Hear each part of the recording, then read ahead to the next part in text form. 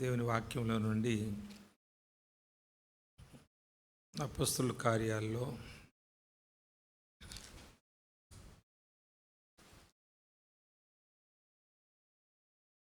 4వ అధ్యాయం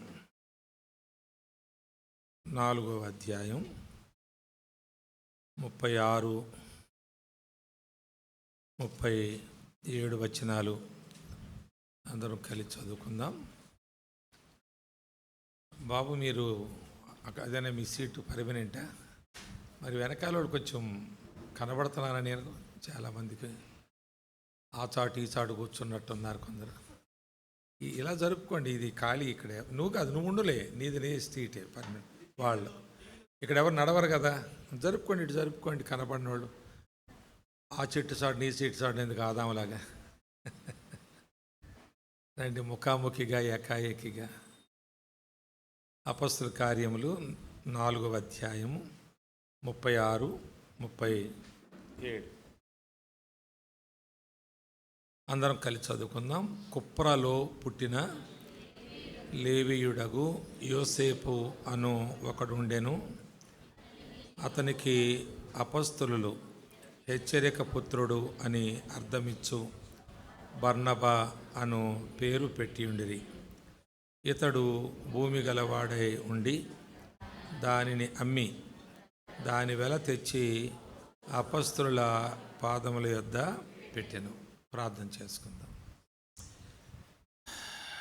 ప్రియుడైన తండ్రి, వందనాలు చెల్లిస్తున్నాం ప్రభువా. చాలా కాలము క్రితము మీరు ఎనికేపాడులో ఈ సంఘమును గూర్చి ఎరిగిన దేవుడవు. తరువాత అది నీ దాసులకు బయలుపరిచి ఏర్పరిచి ఇది కొనసాగుటకు కావలసిన పరిచర్యలు ఇక్కడ జరుగుటకు కృప చూపింత కాలం నడిపించారు. అనేక ఆటంకాలు తొలగించి మార్గాలు సరళం చేశారు. అనేక మంది చేర్చబడ్డారు, ఆత్మ సంబంధంగా పెంచబడుతున్నారు. ఏ మేరకు ఎవరు పెరిగారో అది మీకు తెలుసు. ఇంకా వారు ఏ విధంగా నీ కొరకు ఎదగాలో, అలాగే సాక్షులుగా ఉండి పరిచర్య చేయాలో ఈ విషయాలు కూడా మీరు నిర్ణయించిన దేవుడవు. వాటి కొరకు ఇలాంటి కూడికలు సహాయపడినట్లుగా మీరు ఈ అనుకూలమైన సమయం దయచేశారు. ఇది అందరూ మేలు పొందే సమయంగా ఉన్నట్లు మీరు ఇంకనూ అనుగ్రహించి నీ దాసుడను నన్ను కూడా మీరు అంగీకరించి అందరికీ ఆశీర్వదకరముగా ఉండునట్లు వాడుకొనమని సహాయం చేయమని కృతజ్ఞతాపూర్వకంగా చదవబడిన వాక్యమును మా ఒక్కొక్కరిని మీ హస్తగతం చేసుకుంటూ ప్రభువైన యేసుక్రీస్తు ద్వారా ప్రార్థించున్నాం తండ్రి, ఆమేన్, ఆమేన్. ఈ భాగం మనకు కొంచెం నెగ్లిజిబుల్గా, అంత పట్టింపు లేని వచనాలుగా ఇవి ఉంటూ ఉంటాయి. మనం బైబిల్ చదివే ఒరవడిలో చదువుతాం, కానీ అక్కడ ఆగవలసిన అవసరం ఉన్నట్లుగా చాలామంది అనుకోకుండానే దాటిపోతూ ఉంటారు. కానీ ఇక్కడ ఒక విశేషమైన సంగతిని మనం చూస్తాము. ఇది 36లో యోసేపు అనే ఒక ఆయన పేరు అపొస్తలులు బర్నబాగా మార్చడం. సాధారణంగా ఈ బర్నబా అనే పేరు మనకి ఎక్కడా కనిపించదు. ఇక్కడే ఈ మాట కనిపిస్తుంది. తరువాత యోసేపు అనే పేరు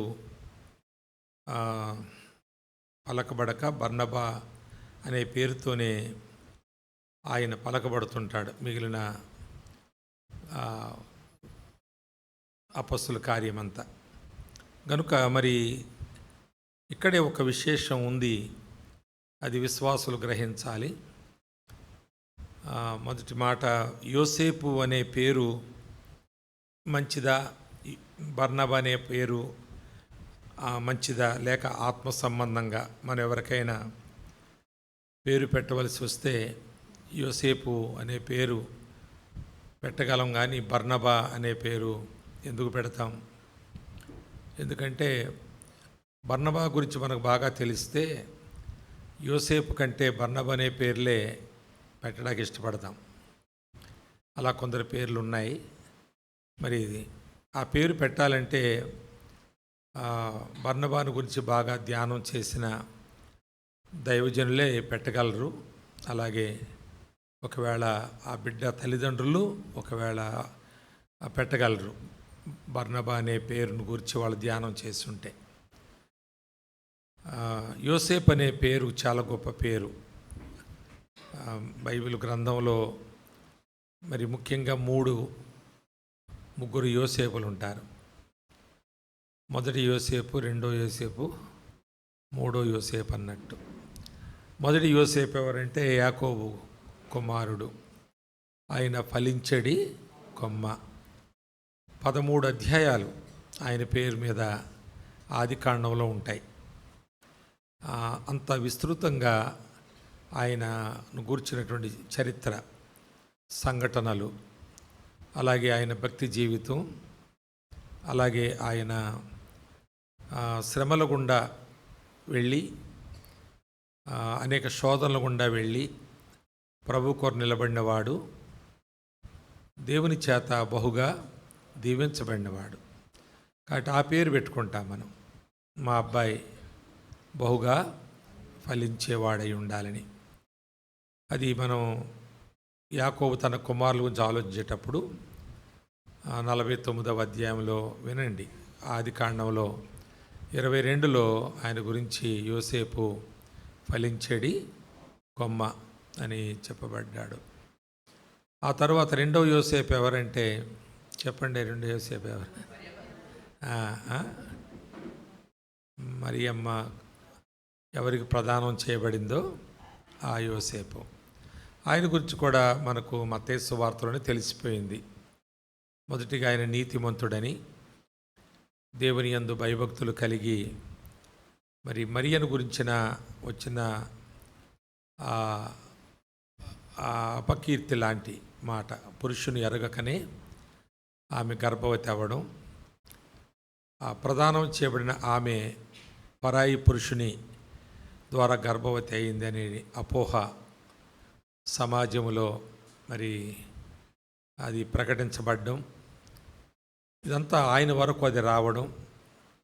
అయితే ఆయన నీతిమంతుడు కనుక ఆమెను రహస్యముగా వదిలిపెట్టి వెళ్ళిపోవాలనుకోవడం, ఆయన అల్లరి చేయకుండా, పంచాయతీలు పెట్టకుండా, ఆమె మీద నేరారోపణ చేసి ఆమెను అవమానపరచకుండా, అదంతా నాకెందుకు, ఆ విధంగా గర్భవతులైన వారు ధర్మశాస్త్రానుసారంగా రాళ్ళు పెట్టి కొట్టి చంపబడవలసిందే కదా, ఆ కొట్టి చంపేవారి జాబితాలో నేనెందుకు ఉండాలి అని అంత నీతిమంతుడుగా తానున్నాడని. తర్వాత రెండవదిగా అలాంటి ఆమెను చేర్చుకోమని దేవుడు సెలవిచ్చినప్పుడు స్వప్నమందు దేవుడు ఆయనకి కనిపించి దేవదూత గబ్రియేలు చెప్పిన మాట, ఆమె పరిశుద్ధాత్మల గర్భవతి అయింది, ఆమె పురుషుని ఎరుగనిది, ఆమెను చేర్చుకోమని చెప్పాడు దేవదూత. మరి ఈ మాట సమాజానికి దేవదూత చెప్పలేదు, ఆయనకే చెప్పాడు. సమాజం అందరికీ ఆమె మరి అక్రమంగా గర్భం ధరించిందని తెలుసు. మరి సమాజం అంతా ఆమె మీద నేరము, తర్వాత ఆమె ధర్మశాస్త్రానుసారంగా చంపబడవలసినంత శిక్షార్హురాలుగా ఉండగా ఆమెను చేర్చుకున్నాడు ఆయన. అంటే దేవుని మాటకు విధేయత చూపించాడు కనుక నీతిమంతుడు, తర్వాత దేవుని మాటకు విధేయత చూపించువాడు. అలాంటి విధేయత చూపించడం చాలా కష్టం.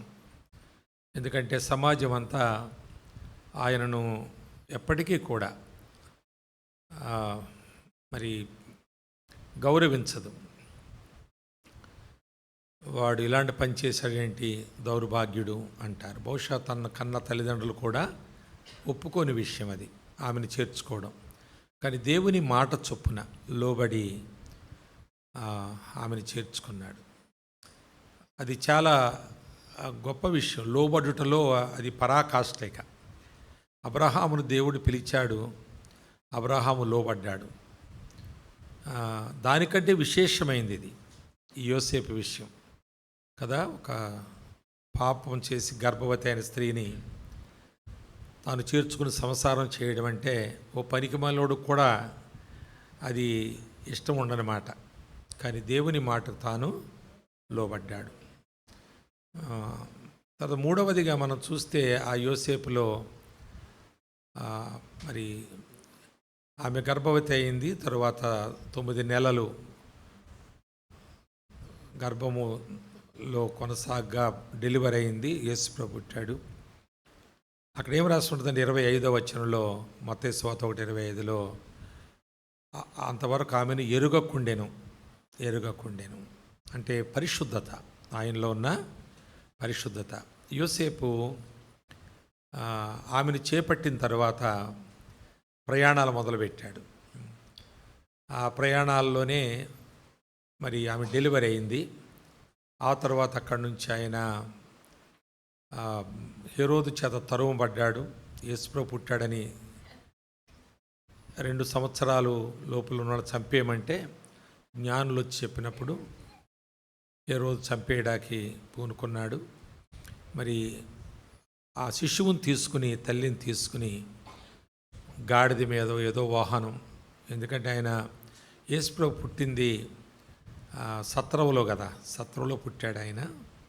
అక్కడ స్థలము లేనందున వారు బయటికి తీసుకెళ్ళమని అంటే ఆ యొక్క పశువుల తొట్టెలో పండుకోబెట్టారు. పశువుల తొట్టె అంటే వీళ్ళ ప్రయాణం చేసేటువంటి వాహనం. ఆ దినాల్లో పశువులే కదా, అందులో ముఖ్యంగా గాడిదలు కదా.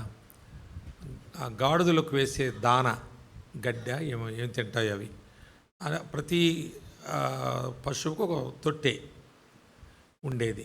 వాటి దాన అంటే తిండే గడ్డి కానీ పొట్టు కానీ ఏమన్నా ఉండొచ్చు. అలాంటి దాంట్లో పండుకోబెట్టారు. వీళ్ళకి ఇచ్చిన ఆ తొట్టిలో పండుకోబెట్టారు. వీళ్ళకు ఒక పశువు ఉందని అనుకోవచ్చు.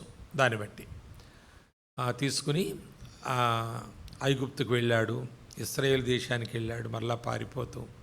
తర్వాత నజరేతు వరకు ఆయన ప్రయాణం చేశాడు. దాదాపు అంచనా ప్రకారం చూస్తే మరి 1500 మైళ్ళు దూరం ఆయన ప్రయాణం చేసి ఉండొచ్చని ఆ కాలంలో చెప్తారు. కానీ వాళ్ళిద్దరే ఒంటరిగా 1 సంవత్సర కాలం ఒంటరిగానే ఇద్దరు ఉన్నారు. కానీ అతడు ఆమెను ఎరుగకుండెను అనే మాట. పరిశుద్ధతకు అదెంతో. వాళ్ళకెవరు అడ్డం లేరు, పైగా ప్రదానం చేయబడ్డారు. వాళ్ళు భార్య భర్తలుగా పరిగణించబడతారు. వాళ్ళిద్దరూ కలిసి సహజీవనం చేస్తే తప్పు పట్టేవాళ్ళు, లేక అడ్డం పడేవాళ్ళు ఎవరు వారికి లేరు. కానీ పరిశుద్ధతకు అంత ప్రాధాన్యత ఇచ్చాడు యోసేపు. అలాంటి వాని పేరు పెట్టుకుంటాం మనం.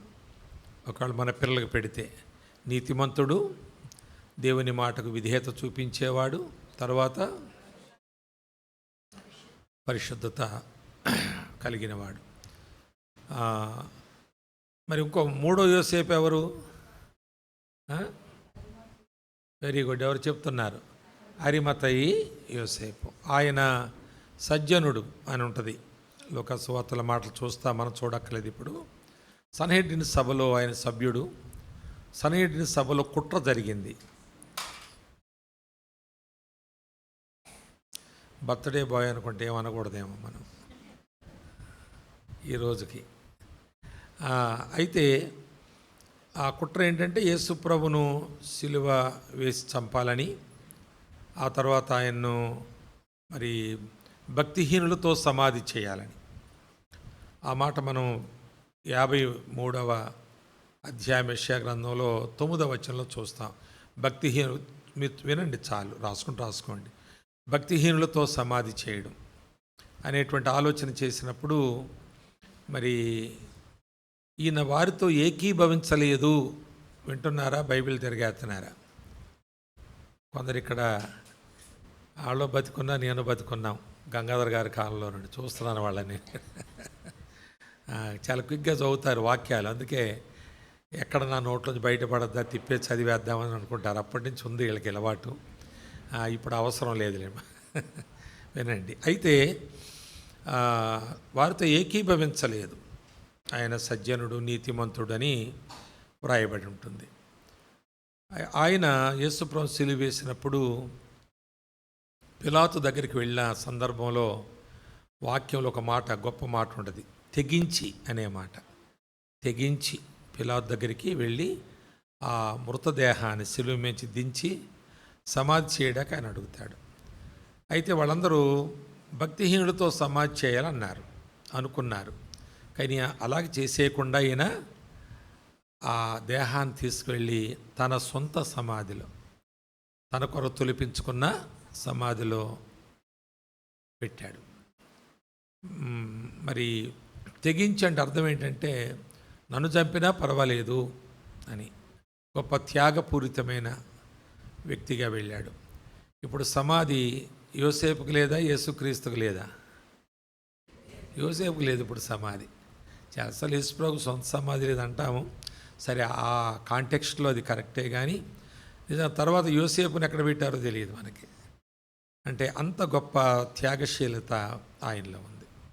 కనుక ఇప్పుడు మనకు విచిత్రం ఏంటంటే, అదంతా మనకు తెలిసిన విషయమే, కానీ యోసేపు అనే పేరు మార్చేయడానికి కారణం ఏంటి అంటే, ఈ యోసేపు దేవుని సంఘములో చేర్చబడి అపొస్తలుల సమక్షములో సంఘ పరిచారకుడుగా ఆయన ఉన్నాడు. ఆ సంఘ పరిచర్య ఏంటంటే, ఎవరైనా వెనకబడితే, బలహీనులైతే, ఎవరైనా ఒకవేళ ఎదురు తిరిగితే, ఇలాంటి సందర్భాల్లో హెచ్చరిక చేసే ఒక పుత్రుడు ఆయన. బర్నబా అనే పేరుకి అర్థం ఏంటి? హెచ్చరిక పుత్రుడు అని అర్థమిచ్చు బర్నబా. దేవుని బిడ్డలమైన మనం ఇక్కడ ఓ పాఠం నేర్చుకోవాలి. ఇందాక యోసేపుల గురించి అంత సుదీర్ఘంగా ఎందుకు చెప్పానంటే, అందులో కూడా చాలా పాఠాలు ఉన్నాయి మనం నేర్చుకోవాల్సినవి. అదే పలుమార్లు మీరు వినుంటారు కనుక దాన్ని స్కిప్ చేసి నేను ఈ స్థలానికి జంప్ చేశాను. ఇక్కడ మనం మరి యోసేపు అనే ఆయన పరిచర్య చూస్తున్నాం. కనుక దేవుని సంఘములో యోసేపు అని పేరుంది, అది తల్లిదండ్రులు పెట్టింది.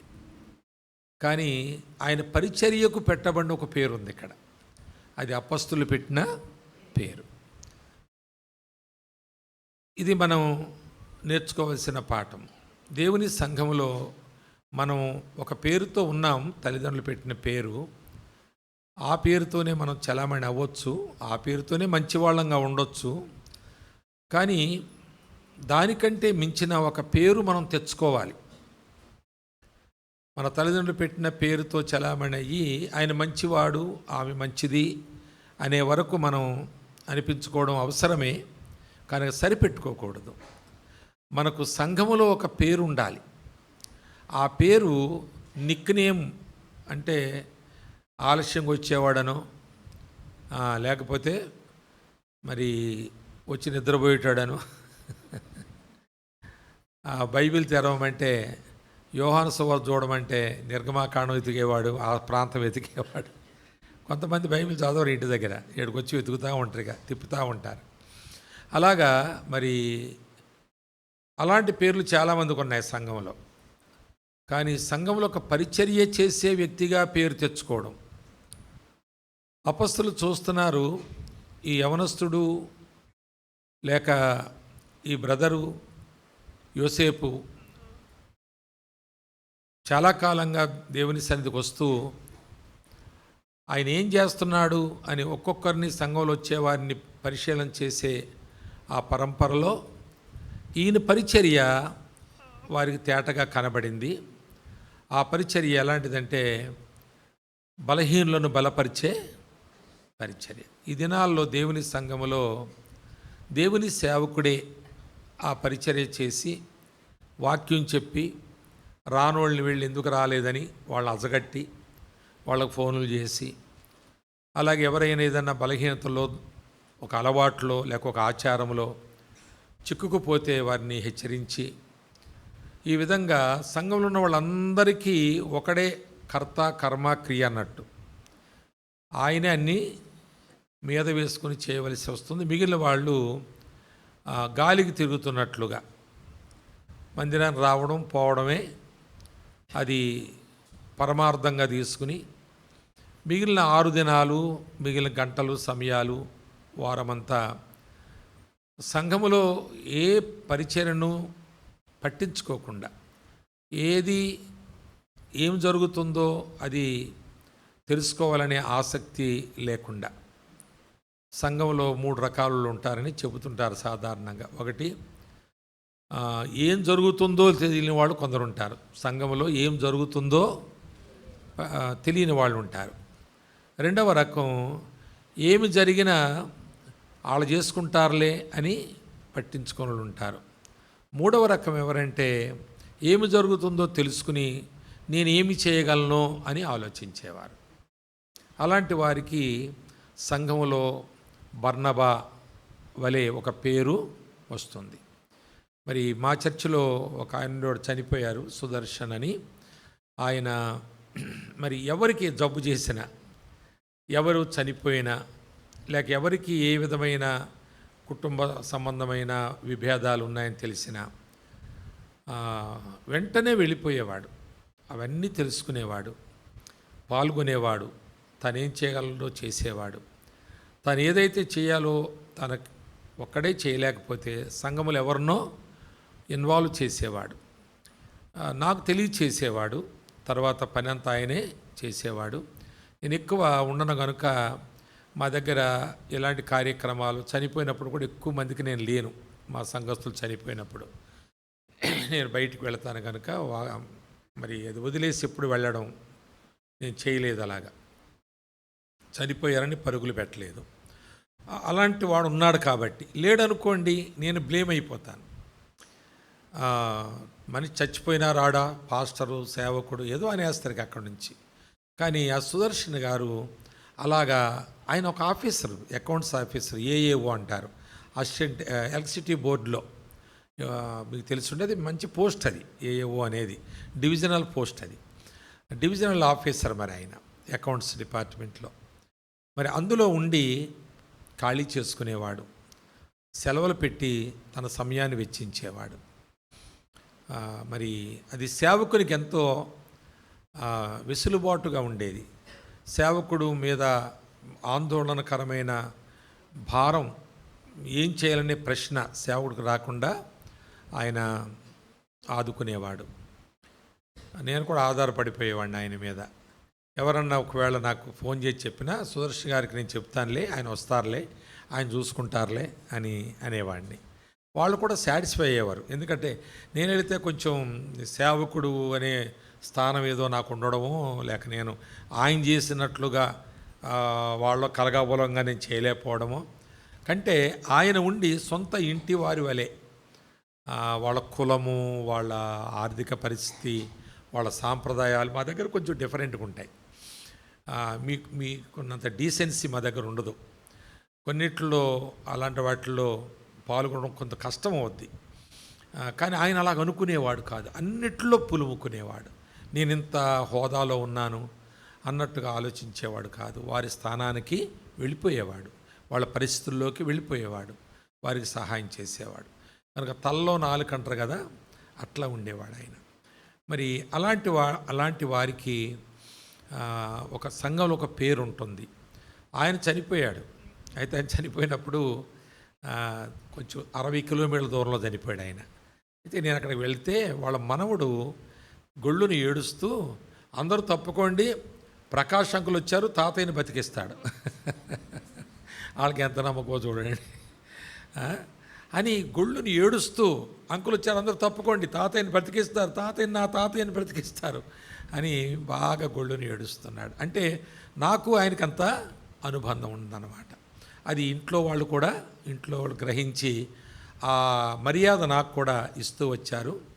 తరువాత నన్ను ఎప్పుడూ కూడా వారి కుటుంబంలో పల్లెత్తు మాట, చిన్న మాట అనడానికి రాకుండా చూసేవాడు. అలాగంటే వెంటనే గద్దించేవాడు. అన్నమంటే అంకులు ఒప్పుకోరు, మరి మనోళ్ళంతా ఏమంటే నోరు మొయ్యండి, అంకులు ఒప్పుకోకపోవడం కాదు, దేవుడు ఒప్పుకోడు కాబట్టి అంకులు ఒప్పుకోడు అని అట్లా అంత గట్టిగా చెప్పేవాడు. సర్లేరు ఏం చేస్తాం లేరా, ఆయన పాస్టర్ కదా మనం ఏం చేస్తాం అన్నట్టుగా సర్దుబాట్లు చేస్తారు కొంతమంది.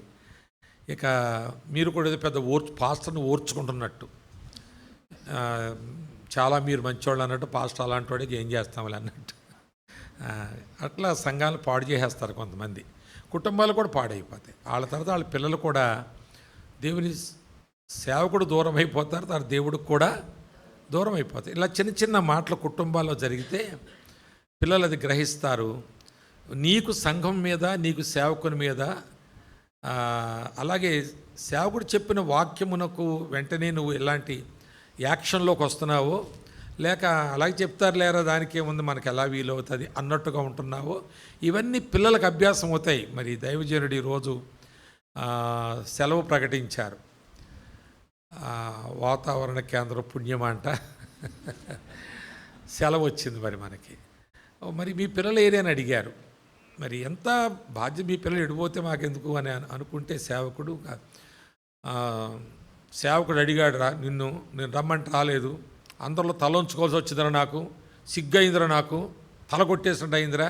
ఈ కాదు మాటలు చెప్పడం ఇంటికి పోయి, నాయన మాకంటే ఎక్కువ మీ గురించి భారం వహించేవాడు రా దైవజనుడు, మాకంటే ఎక్కువగా మిమ్మల్ని అజగట్టి ప్రశ్నించి, అమ్మా మీరు మీ పిల్లల్ని ఎందుకు తీసుకురాలేదు సెలవు దినం కదా అని బాధపడ్డారా, మాకంటే ఎక్కువ ప్రేమిస్తున్నాడురా, దేవుని రాజ్యమునకు ఆయన మనకు మార్గదర్శిరా, మీరు రాకపోవడం వల్ల ఎంత నష్టపోయారో తెలుసా, ఈరోజు వాక్యం మన కొరకేరా, మన కుటుంబం కొరకే అని ఇలాగ చెప్పకుండా, నాకు తలగొట్టేసినట్టు అయింది, తలెత్తుకోలేకపోయాను, వాళ్ళ పిల్లల్ని తీసుకొచ్చారు, నేను రమ్మంటే నువ్వు రాలేదు, అలాగా అట్లాంటి మాటలతో జాగ్రత్తగా ఉండాలి మనం ఇంటికి వెళ్ళినప్పుడు మనం మాట్లాడే విషయాలు.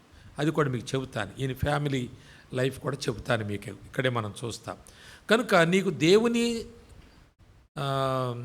సంఘములో తల్లిదండ్రులు పెట్టిన పేరుతోనే నువ్వు చలామణి అవుతున్నావా మరణించే వరకు, లేక దేవుని సంఘములో నువ్వేదైనా పరిచర్య చేపట్టినందువలన నువ్వు పొందుతున్న పేరు. సుదర్శన గారు చనిపోయారు, కానీ మరి ఆయన పేరు ఇంకా సాక్షార్థంగా పలుకుతూ ఉంది. ఇప్పుడే కాదు, అసలు మీరు సిద్దిపేటకు వచ్చి మా సంఘస్థులు అడిగితే కూడా సుదర్శన గారిని మర్చిపోరు ఎవరు కూడా. మరి ఆయన గంభీరమైన వ్యక్తి, మనిషి పర్సనాలిటీ కూడా చాలా బాగుండేది, హెక్టిక్ పర్సనాలిటీ. ఆయన లేకపోవడం అనేది సంఘంలో ఏదో లేదన్నట్టుగా అనిపిస్తుంది.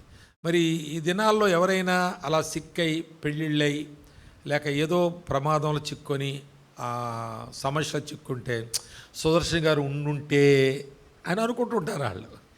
ఇక ఆయన మాట పలకకుండా ఉండదు అలాంటి సందర్భాల్లో.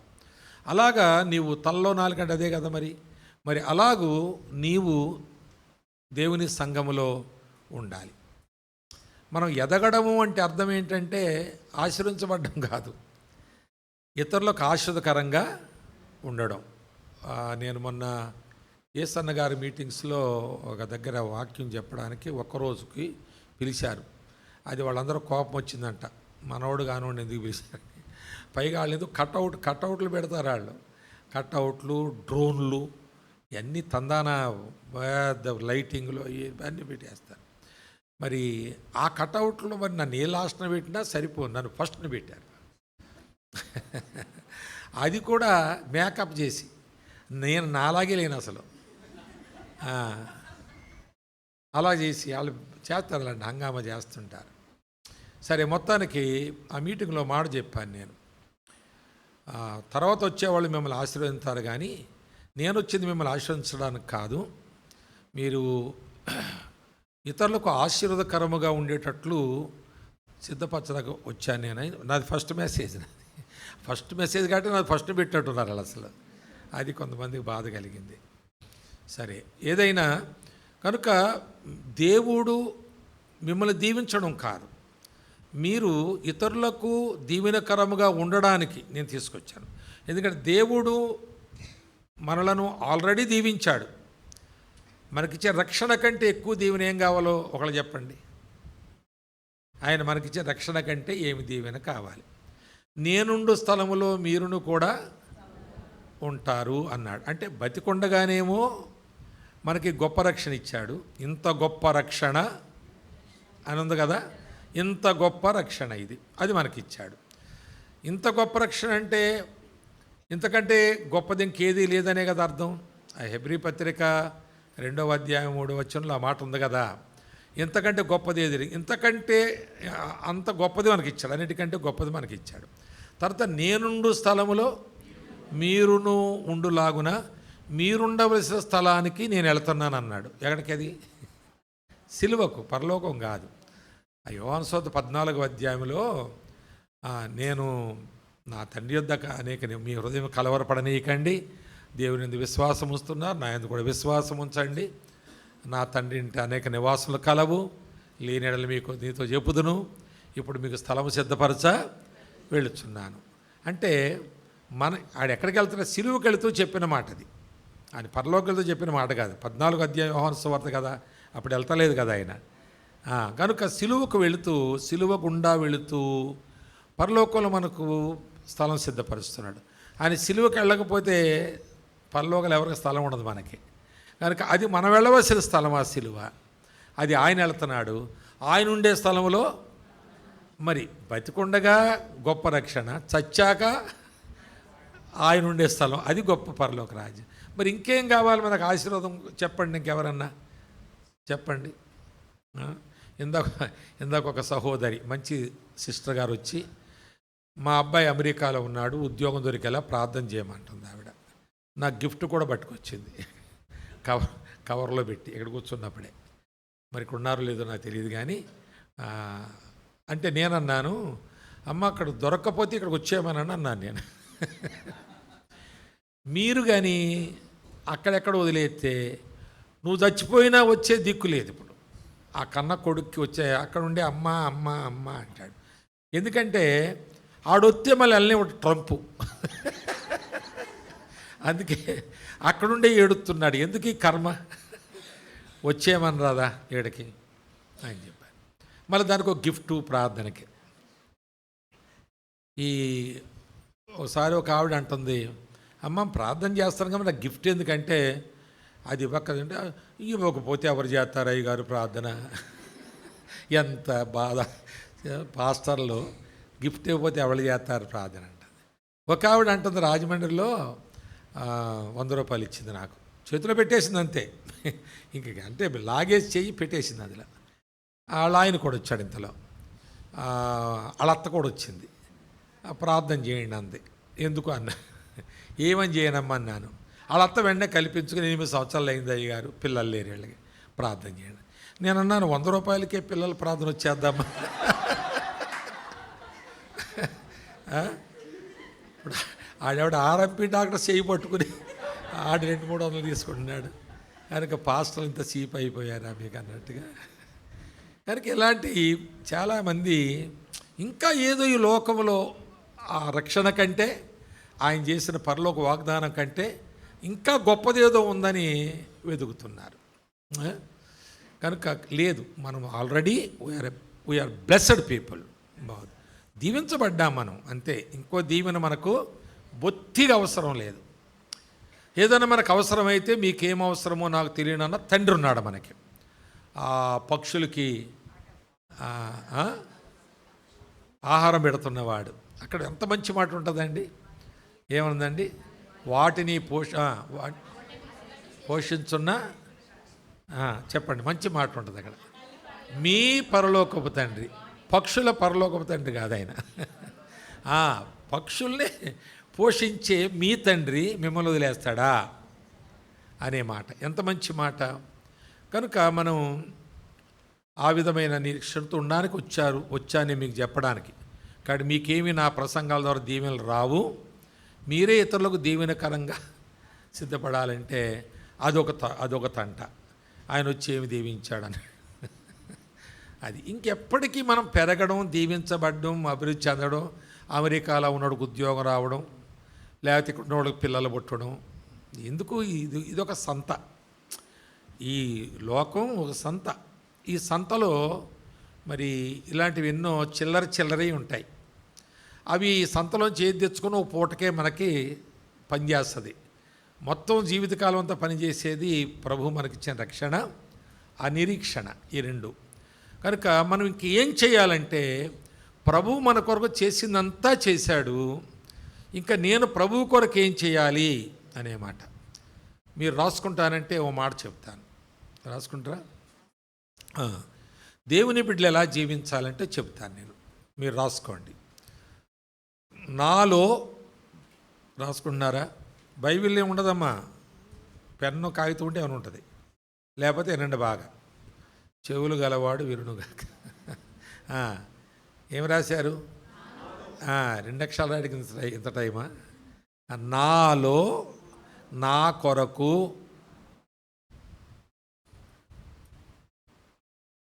మరణిస్తూ జీవిస్తాను. చెప్పండి, ఏమి రాశారు? మరణిస్తూ జీవిస్తాను. ఏమైనా అర్థమైందా ఈ సమాసం? సందులు సమాసాలు ఏమైనా వచ్చా? పాత పడిపోయినాయా? ఇంగ్లీష్ మీడియం వాళ్ళకి అసలు తెలియదు ఇది. సరే, నాలో నా కొరకు మరణిస్తూ జీవిస్తాను. దానికి జంట పదం ఏంటంటే క్రీస్తులో, రాయండి, క్రీస్తులో, క్రీస్తు కొరకు జీవిస్తూ మరణిస్తాను. అర్థమవుతుందా? కనుక మనల్లో మన కొరకు దినదినము మరణించుట అవసరం. అంటే కొన్ని ఆశలు, దురాశలు, కొన్ని ఎన్నో ఈ లోకంలో శోధనలు, నేరాలు మన చెంప మీద కొడితే చెంప తిప్పాలి. ఈ చెంప మీద కొట్టినప్పుడు మనం మరణించకపోతే ఆడి చెంపలో అయింతాం, మరణిస్తే చెంప తిప్పుతాం. నాలో నా కొరకు ఎన్నో దురాచారాలు ఉన్నాయి. బ్యాక్ డోర్ మరి నెగోషియేషన్స్ ఉంటాయి కొన్ని. అంటే ఒక ఆయన అంటున్నాడు, పాస్టర్ గారు, ఒక మంచి కుటుంబం అండి, నమ్మకమైన కుటుంబం, ఆ కుటుంబం చూసి నేను సేవ చేస్తున్నాను, ప్రోత్సహించబడతాను. ఆ కుటుంబమే వాళ్ళ అబ్బాయి పెళ్ళిలో బ్యాక్ డోర్ మంతనాలు చేశారట. అది నాకు తెలిసి కృంగిపోయాడు. ఆయన తలపోటు జ్వరం వచ్చేసి ఆ పెళ్ళిలో కూర్చోలేకపోయాడంట అసలు. అంటే బ్యాక్ డోర్ అన్నీ కూడా అవి, నువ్వు మరణించకపోతే అన్ని బ్యాక్ డోర్లు ఉంటాయి. కనుక మనం నాలో నా కొరకు మరణిస్తూ జీవిస్తాను ఈ లోకంలో. అయితే క్రీస్తులో, క్రీస్తు కొరకు, క్రీస్తులో జీవించడం అంటే మన భక్తి జీవితాన్ని మనం సరిగా కొనసాగించడం. క్రీస్తు కొరకంటే ఆయన కొరకు మనం పరిచర్య చేయడం. అలాగా చేస్తూ జీవిస్తూ నేను శారీరకంగా మరణిస్తాను. అది అర్థమైంది కదా? నాలో నా కొరకు ఏదైనా సరే త్యాగం చేసి సమర్పించుకుని, అది నేను చేయను, అది నేను ముట్టను. ఇప్పుడు నాతో సాయంకాలం వచ్చి ఒక ఆయన మాట్లాడుతున్నారు. ఆయన మీద ఎదురు బీయడం తెలుసా మీకు? చంద్రాల దగ్గర ఆ ప్రాంతంలో, నూజివేడి ఆ ఏరియాలో ఆయన మామిడి తోటలు పెట్టాడు, పడతాడు ప్రతి సంవత్సరం. మాకు కూడా మామిడికాయలు పంపిస్తాడు ఆయన సిద్దిపేటకి. అయితే ఆయన 8.5 లక్షలు పెట్టి తోటలు పెట్టాడంట. అయితే ప్రభు ఆయన్ను తన పని కొరకు పిలిచాడని, ఏర్పరచుకున్నాడని సాక్ష్యం చెప్పి పాస్టర్ గారు, నేను మామిడి తోటల వైపుకు వెళ్లకుండా ఆగిపోయాను. ఇంకా మరి 8.5 లక్షల సంగతి ఏంటి అని అంటే, పర్వాలేదు పాస్టర్ గారు, ఒకవేళ నేను ఎవరికైనా కొనేవారు ఉంటే అమ్ముతాను, వాళ్ళు 8 లక్షలు నాకు ఇవ్వకపోయినా 8.5 ఇవ్వకపోయినా వాళ్ళు ఎంత ఇస్తే అంతకు అమ్మేస్తాను, వాటిని తీసుకోమంటాను, లేదంటే అలాగే వదిలేస్తాను. కానీ ప్రభు పిలుపు మాత్రం ఒక్కరోజు ఆలస్యము చేయను. అంటే నాలో నా కొరకు మరణించాను, క్రీస్తు కొరకు జీవించడానికి తీర్మానం చేశాను. ఇప్పుడు క్రీస్తు కొరకు జీవిస్తూ నేను మరణిస్తాను శారీరకంగా. అది అర్థమైంది కదా. దాని తర్వాత మీరు మరలా చదివితే పదే పదే అర్థమవుతుంది అన్నమాట. ఆ తీర్మానం లేకపోతే అసలు మన క్రైస్తవ్యం అది అనుమానించవలసిందే. నీ క్రైస్తవాన్ని నువ్వు కూడా ఎవరో చెప్పనక్కర్లేదు, నువ్వు అనుమానించుకోవాలి, దాన్ని సరి చేసుకోవాలి. కనుక దేవుని సంఘములో ఒక పరిచర్య చేపట్టినప్పుడు నీకు ఒక పేరు కలుగుతుంది. ఆ పేరు అపొస్తలులు పెట్టిన పేరు, దేవుని సేవకులు పెట్టిన పేరు, సంఘం నీకు ఇచ్చినటువంటి మారు పేరు. ఆ పేరు ఆత్మ సంబంధమైంది. నీకు తల్లిదండ్రులు పెట్టిన పేరు అది శరీర సంబంధమైంది, అది నీ కుటుంబ సంబంధమైన పేరు. కానీ ఆత్మ సంబంధమైన సంఘంలో నీకున్న పేరేంటి? ప్రార్థనా పరురాలు అని పేరా, లేక ప్రభు పనిలో సహకరించి అన్ని విషయాల్లో ముందుండి అన్ని విషయాల్లో ఇతరులకు ప్రోత్సాహకరంగా ఉండి మాదిరిగా ఉండి అనే మాటలు మనం దేవుని సేవకుని చేత సంఘం చేత మనం పొందేవారమై ఉన్నప్పుడు మనకు ఒక పేరు ఉంటుంది. ఒకవేళ మీకు క్రొత్త పేరు అనే ప్రకటన గ్రంథంలో ఉంటుంది కదా, మరి అక్కడ మనకు ఆ పేరు పిలువబడుతుందేమో. పరలోకంలో నన్ను ప్రకాశాన్ని పిలవరేమో, ఇంకేదైనా అంటారేమో అక్కడ. అదేంటి, ఏమంటాడు దేవుడు, ఏం పేరుతో పిలుస్తాడని అంటే, ఇక్కడ నువ్వేం చేశావో దాని అర్థమిచ్చే పేరు పెడతాడు. మీకు అర్థమవుతుందా, వ్యర్థమవుతుందా? స్వామి గారు అంటుంటాడు ఆ మాట, నాకు గుర్తొచ్చింది, అర్థమవుతుందా వ్యర్థమవుతుందా అని. కనుక పరలోకానికి పెట్టబడే పేరేంటి చెప్పు, ఏంటి, ఏమర్థం ఇచ్చే పేరు, ఏమర్థం ఇచ్చే పేరు? ఇక్కడ నువ్వేమి సంఘ క్షేమాభివృద్ధి కొరకు నువ్వేం పనిచేశావో, నీ వలన ఇతరులకు ఏ మేలు కలిగిందో, ఇతరులు ఏ విధంగా వారు ఆధ్యాత్మికంగా ప్రోత్సహించబడి ఎదిగి ఫలించారో నీ వలన, నీ దగ్గర నేర్చుకుని నువ్వు వారు చేసిన పరిచర్య ఫలంగా దానికి ఏదో ఒక పేరు పరలోకంలో మనందరికీ పెట్టబడుతుంది. అది దేవుడు ఆ పేరుతోనే మనలను సంబోధిస్తాడు. అది ఎంత ఘనత చెప్పండి. అమనాన్ని పెట్టిన పేరు కాదు, ఒక క్రొత్త పేరు మీకు రాతి మీద రాయబడుతుందంట ఆ పేరు. ఎంత ఉన్నతమైన మాటలు, దాని అర్థాలు మనం పూర్తి ఎరగకపోయినా ఈ మాత్రమన్నా మనం అనుకుంటే ప్రోత్సాహంగా ఉంది. సరే, అలాంటి పేరు మనం సంపాదించుకోవాలి. తర్వాత రెండో మాట ఏంటంటే, ఇతడు భూమి గలవాడయుండి, ఇతడు ఆస్తిపరుడే, భూములు గలవాడయుండి దానిని అమ్మి అనే మాట చూసినప్పుడు, దానిని అమ్మి, ఇప్పుడు నేను చెప్పానే ఎదురుబీడమని శ్రీను ఆయన పేరు, వాళ్ళ ఆవిడ ఉంటుంది కదా, మరి ఇప్పుడు 8.5 లక్షలు నేను వదిలేసి ప్రభునని పిలిచాడు. 3వ తేదీ, అక్టోబర్ 3వ తేదీ ఆ మీటింగ్ నేను కూడా ఉన్నాను, ఆయన కూడా ఉన్నారు. దేవుని వాక్యం చేత ప్రభునని పిలిచాడని చెప్పారు. ఆ వాక్యం ఏంటో కూడా చెప్పారు. ఆ రోజు ఆ వాక్యం చెప్పడానికి కారణం కూడా ప్రభు ఎవరితోన్నా మాట్లాడి ఆయన ఏర్పరచుకుని వారిని వాడుకోవాలనే ఉద్దేశంతోనే చెప్పబడిన మాట అది. నిజంగా ఫలం ఆయనలో చూసినప్పుడు నాకు కూడా సంతోషమైంది. కానీ ఆయన భార్య సంతోషిస్తుందా? ఆయన ఒక కుమార్తె, ఒక కుమారుడు, మరి వాళ్ళు ఏమంటారు? ఇదేంటి 8.5 లక్షలు వదిలేస్తున్నావు, ఇంత వ్యాపారం, ప్రతి సంవత్సరం 15-20 లక్షల లాభాలు వచ్చాయి మనకి, అందుకే ఇది కట్టుకున్నాం, ఇది సంపాదించుకున్నాం, బంగారం కొనుక్కున్నాం, కారు కొనుక్కునే చెప్పుకోవచ్చు వాళ్ళు. మరి ఇప్పుడు ఎలాగా అని అంటారు. కనుక ఆయన కుటుంబ నేపథ్యాన్ని కూడా మనం చూస్తే అలాంటి దేవుని యొక్క పని కొరకు ప్రోత్సహించే కుటుంబంగా కనబడుతుంది ఆ కుటుంబం. ఈ నమ్మడానికి ఏమీ వెనకాడలేదు. అంటే అసలు ఈయన నమ్మవలసి ఎందుకు వచ్చిందంటే, ఈయన చేస్తున్న పరిచర్యకు ఆ భూమి అడ్డం వస్తుంది కనుక అడ్డాన్ని తొలగించుకున్నాడు, పరిచర్యను ప్రధానంగా పెట్టుకున్నాడు. మా దగ్గర ఒక అమ్మాయి స్కూల్లో పనిచేస్తుంది, సండే స్కూల్ తీసుకుంటుంది మా దగ్గర, తీసుకునేది ఇప్పుడు లేదు, మ్యారేజ్ అయింది, వెళ్ళిపోయింది. కానీ ఇంగ్లీష్ మీడియం స్కూల్లో టీచర్గా పనిచేస్తుండే సిద్దిపేటలోనే. ఒక ఆదివారం కంపల్సరీగా స్కూలుకి రమ్మన్నారంట. ఆమె లేదండి నాకు చర్చికి వెళ్ళాలి, అక్కడ నాకు సండే స్కూల్ అని ఒక పరిచయం ఉంటుందని చెబితే లేదు అలా కుదరదన్నారంట. రాజీనామా ఇచ్చేసింది సింపుల్గా.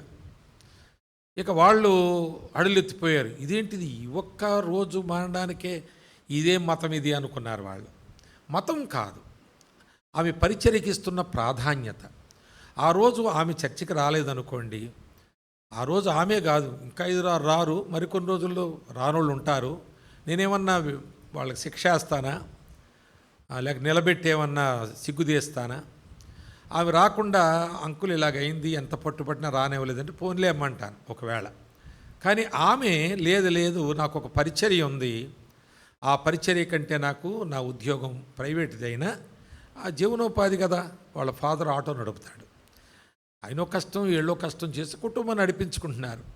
మరి ఇప్పుడు ఇది పోతే ఎలాగా, ఇలాంటి ఆలోచన చేయలేదు. దేవుని సంఘంలో ఉన్న పనికి ఏది అడ్డం వస్తే దాన్ని వదులుకుంటాను, కానీ పనిని మాత్రం వదులుకోను. అలా కొన్ని సాక్ష్యాలు నేను చెప్పగలను మీకు నా అనుభవంలో, సంఘంలో ఉన్న వారి గురించి. ఆ విధంగా మరి మనము దేవుని సంఘంలో ఒక పరిచర్య చేపట్టాలి, దానికి ప్రాధాన్యత కూడా ఇవ్వాలి.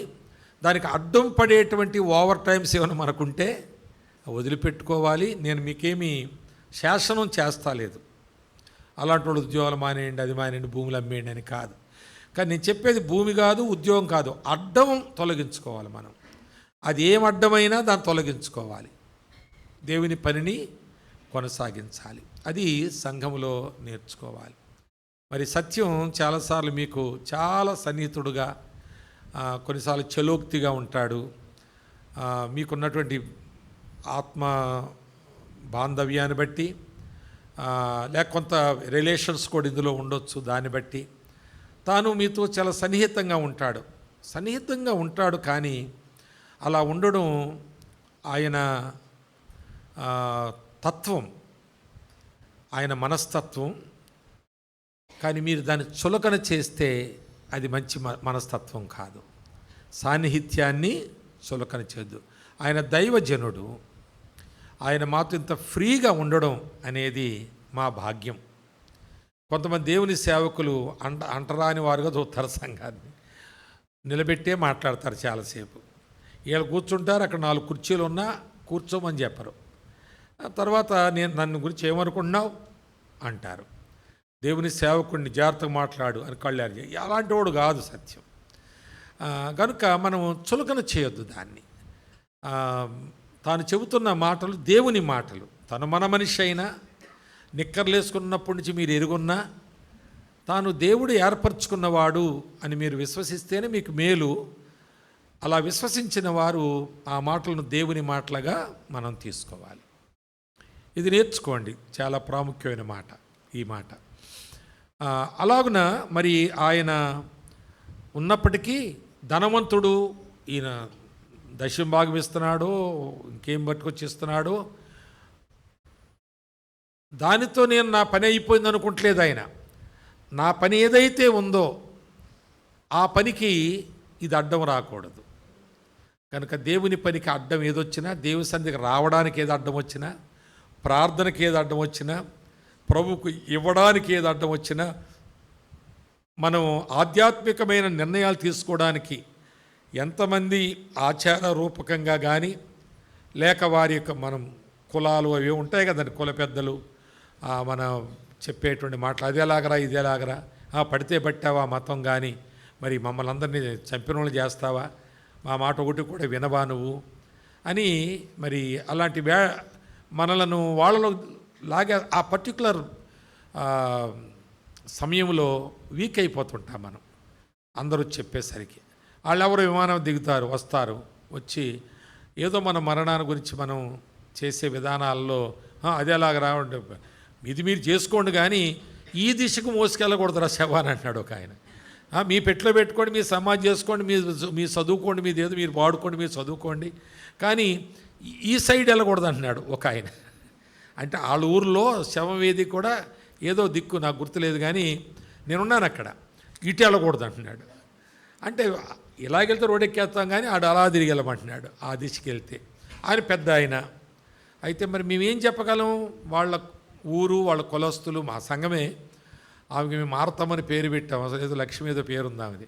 అయితే నేను కొంచెం దగ్గరికి వెళ్ళి, మార్తమ్మ మరి ఎట్లా, అదొక ఆచారం అయిపోద్దామంటే వెళ్ళి ఆయన కాళ్ళు పట్టుకుందండి.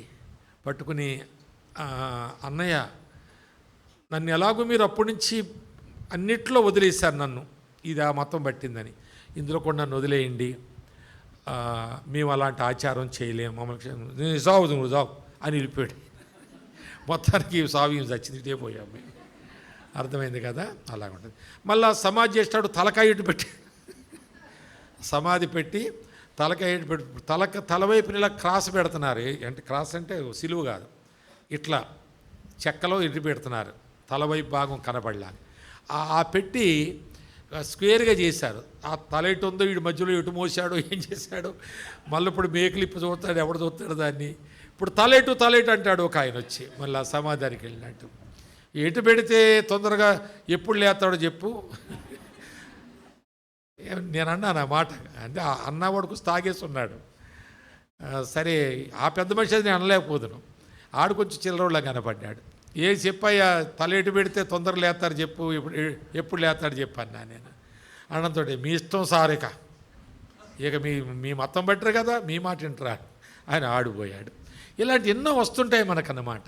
ఆ అడ్డాలు తొలగించుకోవాలి మనం, ఆ శోధనలు తప్పించుకోవాలి.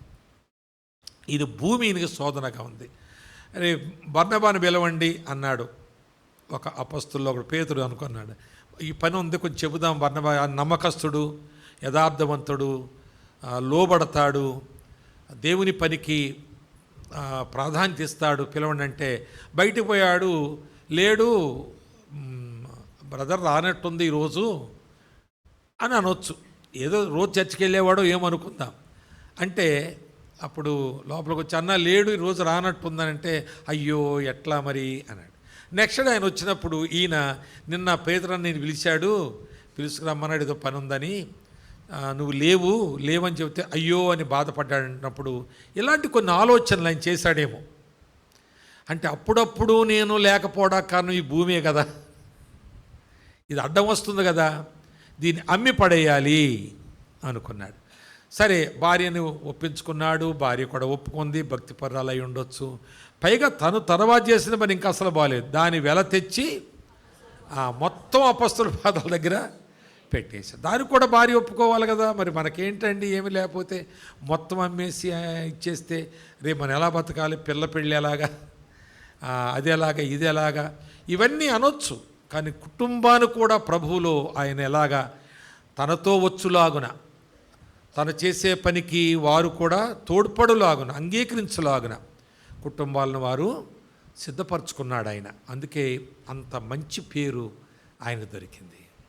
కనుక దేవుని సంఘములో మనము పరిచర్య చేస్తే దైవజనుడు ఒక పేరు తన మనసులో కలిగి ఉంటాడు. సంఘం కూడా నీ గురించి మాట్లాడేటప్పుడు, లేదండి ఆయన లేకపోతే సంఘంలో చాలా లోటు, ఆమె లేకపోతే సంఘంలో ఒక వెలితి ఉంటుంది అని మన గురించి చెప్పుకుంటారు. తర్వాత ప్రభు మనకు కొత్త పేరు పెట్టి ఆయన పిలుస్తాడు. ఆ పేరు మనకే అపరిచితంగా ఉంటుంది, కానీ అది మన యోగ్యత, ఆధ్యాత్మిక యోగ్యతను తెలియచేసే అర్థమిచ్చే పేరు ఆయన పిలుస్తాడు. అక్కడ ఎంతమందికి ఇష్టమంటే అందరు చేతులు ఎత్తేస్తారు. ఇప్పుడు మరి పరిచర్య చేస్తే అలాంటి భాగ్యం మనకి దొరుకుతుంది. ఇది విత్ ఇన్ ద 4 walls, 4 గోడల మధ్యలో సంగతులు ఇవన్నీ. కానీ ఆయన బయటకు వెళ్ళి చేసిన పరిచర్య విషయంలో కూడా మనం ఆలోచన చేస్తే, ఆ తరువాత కాలంలో ఆయన పౌలు రక్షించబడిన తర్వాత ఆ పౌలును ఎవరు నమ్మలేదు. ఆయన దేవుని నమ్మాడని ఎవరు నమ్ముతలేదు పాపం. ఆయన నిజంగానే నమ్మాడు, కానీ ఎవరు నిజమని నమ్ముతలేదు. ఆ మాటకు వస్తే ఆయన ఎవరండి? అననీయ కూడా నమ్మలేదు. వాడా? ఆడి దగ్గరికి ఎదురుపోమ్మంటావా? ఆడొస్తున్నాడని మేము తలుపులు వేసుకుంటుంటే వాడికి ఎదురుపోమ్మంటావా? వాడు ఎలాంటి వాడు నీకు తెలియదు అన్నట్టుగా మాట్లాడతాడు దేవుడితోటి. ఎవరు? అననీయ. లేదు లేదు లేదు, వాడు దుర్మార్గుడు, రక్షించబడిన వారిని హింసించడానికి వస్తున్నాడు, చెదరగొట్టడానికి వస్తున్నాడు, చెరపడ్డానికి వస్తున్నాడు, కాబట్టి ఆడికి ఎదురు వెళ్ళడం మునుకోలకారికి ఎదురుది అన్నట్టుగా అననీయ కూడా అనుమానించాడు. కానీ ప్రభు అన్నాడు, ఆడు గుడ్డోడయ్యాళ్లే నేలబడి ఉన్నాడు, నేనేం చేయలేడు పొమ్మంటే అప్పుడు పోడు ధైర్యంగా. ఆయన కళ్ళు పోతేనే నేను ధైర్యం వచ్చింది, అంతవరకు ఆయన నేను మేము నమ్మలేమన్నారు. అలాంటి అంత మార్పు ఆయన లోపల కలిగింది. కానీ ఎవరూ నమ్ముతలేదు ఆయన్ని. అప్పుడు ఎంత మంచి మాట ఉందో చూడండి, 26వ వచనంలో. ఇప్పుడు చదవండి, 26వ వచనం, 9వ అధ్యాయం.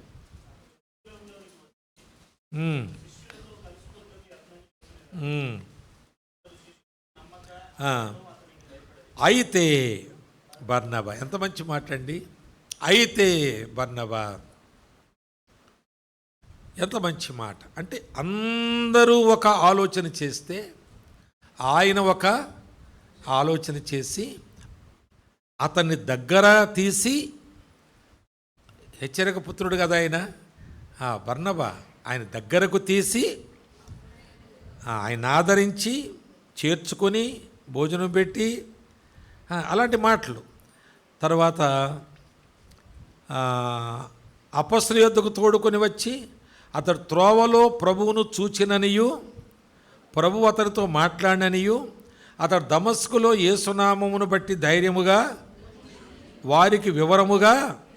ఈ వివరాలు ఈయనకి ఎలా తెలుసు మరి? అసలు ఆయనకి ఫ్రెండ్షిప్ ఏముందా? ఆయన దగ్గరకు తీసి అన్న దాంట్లోనే అంతా ఉంది. ఇంటికి తీసుకుని వెళ్ళి ఆతిథ్యం ఇచ్చి, అందరూ ఆయన నమ్ముతా లేదు, ఈడేదో కుట్ర బన్నాడు, సంఘాలను పాడు చేసినాడు. ఆయన పెట్టిన హింస మామూలు. స్టెఫెన్ చంపినప్పుడు ఎంత హృదయ విదారకమైన చావు, ఆయనే కదా నిలబడి కొట్టించాడు కదా. కనుక ఇలాంటోడు వీడు మరో రకమైన ప్లేటు మార్చాడు. వీడు మనలో చేరి మనకే ఏదో కుట్ర చేసేలాగున్నాడు అన్నట్టు అందరూ భయపడ్డారు. అందరూ భయపడితే ఈయన చేర్చుకున్నాడు, దగ్గరికి తీసి ఇంటికి తీసుకువెళ్ళి కొన్ని రోజులు తనతో ఉంచుకుని తన సమాచారాలన్నీ అడిగి తన ప్రవర్తన చూచి తనతో కలిసి ప్రార్థన చేసి తనతో కలిసి దేవుని వాక్యాలు, అప్పుడు బైబిల్ లేదు కానీ దేవుని యొక్క వాక్యాలు, వాగ్దానాలు, ప్రవక్తలు యొక్క బోధలు, దేవుడు మరి దేవుని భక్తులు వారి జీవిత విధానాలు, వారు ఏ విధంగా దేవుణ్ణి మహింపరుస్తూ బ్రతికారు, దేవుని స్నేహితులయ్యారు. అబ్రహాము స్నేహితుడు అన్నారు కదా, నా మోషే నా సేవకుడైన మోషే అట్టివాడు కాడు నా ఇల్లంతట్లో. ఇలాంటి మాటలన్నీ చెప్పి ఆయన అటువంటికి ఎలా స్పందించాడో చూసి ఎంత ప్రయాసపడ్డాడు అసలు.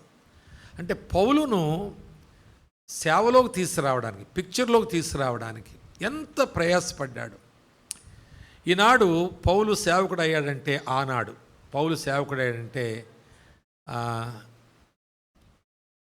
బర్నబా దానికి కారణం. చూడండి, ఆ తరువాత ఆయన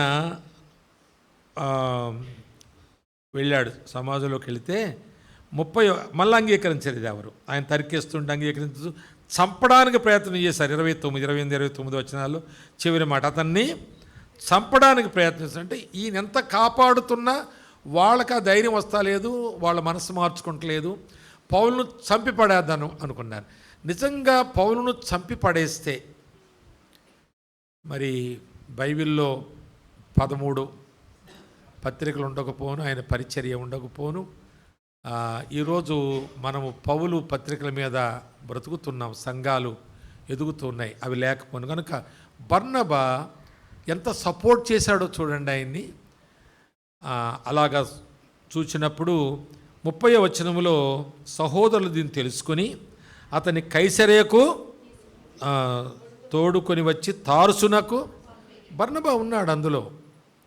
బర్నబా ఆ విధంగా తను తప్పించాడు, తార్సుకు పంపించాడు, వెళ్ళాడు. తరువాత 11వ అధ్యాయంలో మనం చూస్తే అంటే ఎలాగా ఇతరులను ప్రోత్సహిస్తున్నాడో. ఏమండి, are you really with me? వెనకట ఎవరు అన్నాడంట, నేను కూర్చుని వాక్యం చెప్తాను, మీకేం అభ్యంతరం లేదంటే, అయ్యగారు మీరు కూర్చునే వాక్యం చెప్పండి, మేము పండుకుని వింటామన్నారంట. ఉన్నారా అలాంటి వాళ్ళు ఎవరైనా? మీరు పండుకున్నట్టు కన్ను కునికి అలాగ రెప్పేసారని నేను లేచి నిలబడతాను మరి. సరే, కనుక ఈ 11వ అధ్యాయంలో మనం చూసినప్పుడు మరి బర్నబా ఎంత యోగ్యుడుగా గుర్తించారంటే అపొస్తలులు 22వ వచనంలో, వారిని గూర్చిన సమాచారం యెరూషలేములోనున్న సంఘపు వారు విని బర్నబాను అంతియొకయ వరకు పంపిరి. అతడు వచ్చి దేవుని కృపను చూచి సంతోషించి ప్రభువును స్థిర హృదయముతో హత్తుకొనవల్లని అందరినీ హెచ్చరించెను. అతడు అది హెచ్చరిక పుత్రుడు కదా, వచ్చి నమ్మిన వారు కుప్రీలు కొందరు, గ్రీసు దేశస్థులు కొందరు, కురేనీయులు కొందరు, ఆ ఫెనీకే ప్రాంతంలో కుప్ర ప్రాంతంలో సువార్త ప్రకటించినాడు. వాళ్ళంతా కూడా విని నమ్ముకున్న వాళ్ళు రకరకాల వాళ్ళు అందులో ఉన్నారు.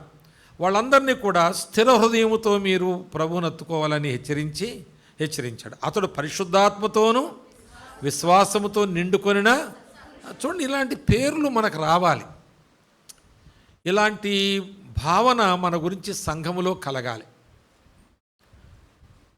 మరి ప్రార్థన చేస్తే చాలా బాగా చేస్తాం కావచ్చు, ప్రసంగిస్తే చేయొచ్చు, ఆరాధన కూడా చేయొచ్చు, పాటలు కూడా బాగా పాడవచ్చు. కానీ ఇన్ని చేసిన ఇలాంటి పేరు మనకు వస్తలేదు.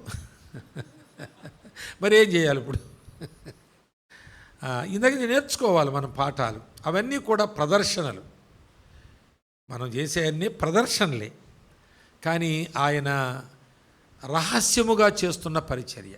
ఇప్పుడు ఎవరు రాలేదో వాళ్ళ ఇంటికి వెళ్ళి మాట్లాడడం, వాళ్ళకు ఫోన్ చేసి మాట్లాడడం, ఎవరు భార్యాభర్తలు సమాధానంగా లేక కొద్ది కాలం నుంచి అలా చికాగా ఉంటున్నారు, వాళ్ళు గుర్తించి వారిని సమాధానపరచడం, ఇవన్నీ కూడా కనబడని ప్రదర్శించేవి కాదు, ఇవి కనబడని పరిచర్యలు. కానీ దేవుడు చూసే పరిచర్యలు.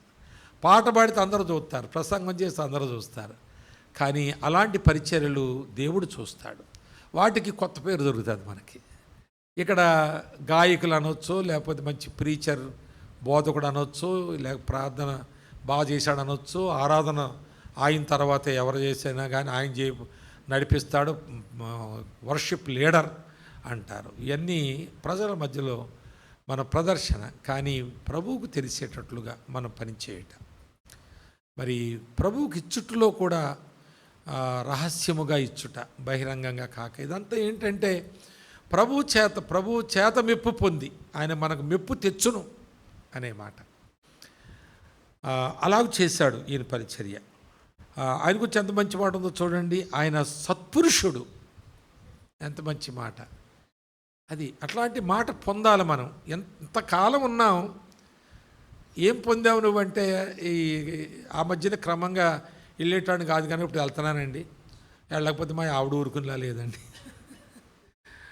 ఏం చేస్తామండి, ఆమె మళ్ళీ ఊరికే ఏడుతుంది బాధపడద్దని వెళ్తున్నానండి. ఇలాంటి మాటలు కాదు. అలాగూ రావడం కాదు, పోవడం కాదు. మనకు ఒక ప్రత్యేకమైన స్థానం.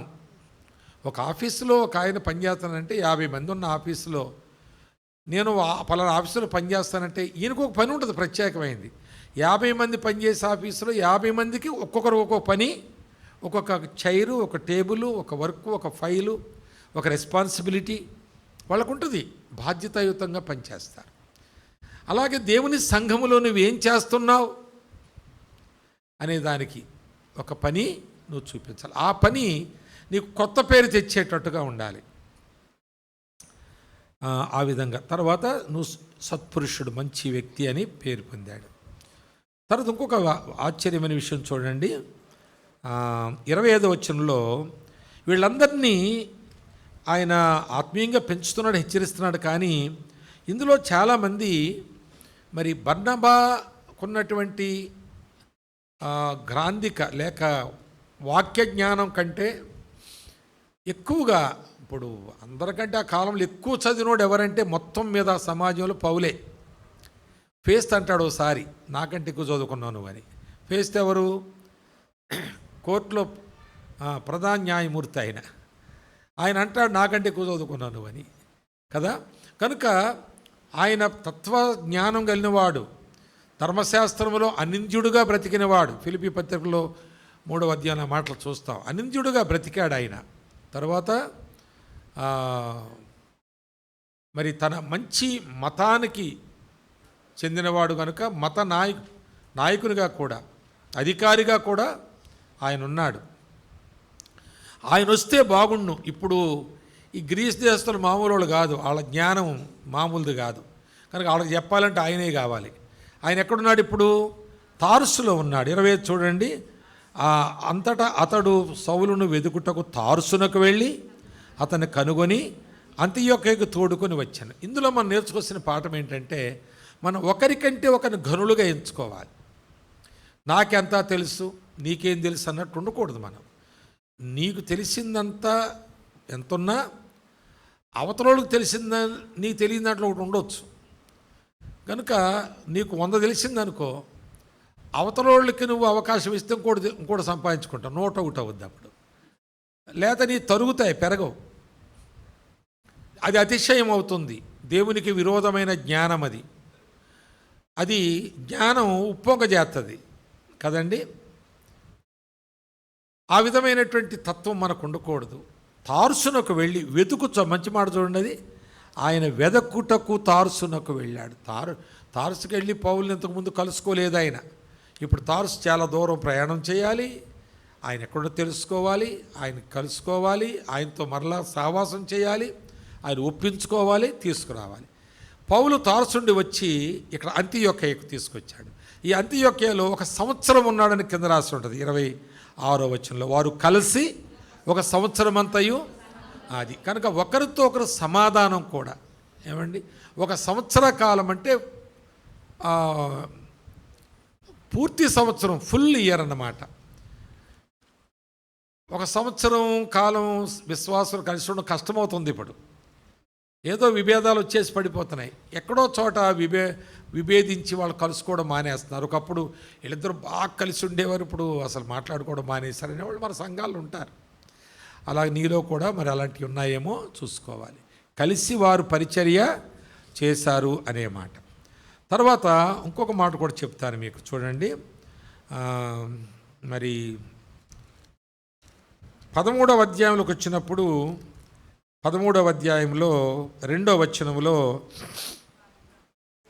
అంతియొక్కలో ఉన్న సంఘములో బర్నబా, నిగెర్ అనబడిన సిమెయోను, కురేనీయుడైన లూకియా, చతుర్థాధిపతి అని హేరోదుతో కూడా పెంచబడిన మనయేను, సౌలు అను ప్రవక్తలను బోధకులను ఉండిరి. వారు ఇంతమంది ఉపవాసం ఉండి ప్రార్థన చేస్తున్నారు. ఎందుకు? వారు సేవకు పంపించేవారిని ప్రత్యేకపరుచుకుని పంపించేవారిని దేవుడు ఏర్పరచుకోవడానికి ప్రార్థన చేస్తున్నారు ఇతర ప్రాంతాలకు.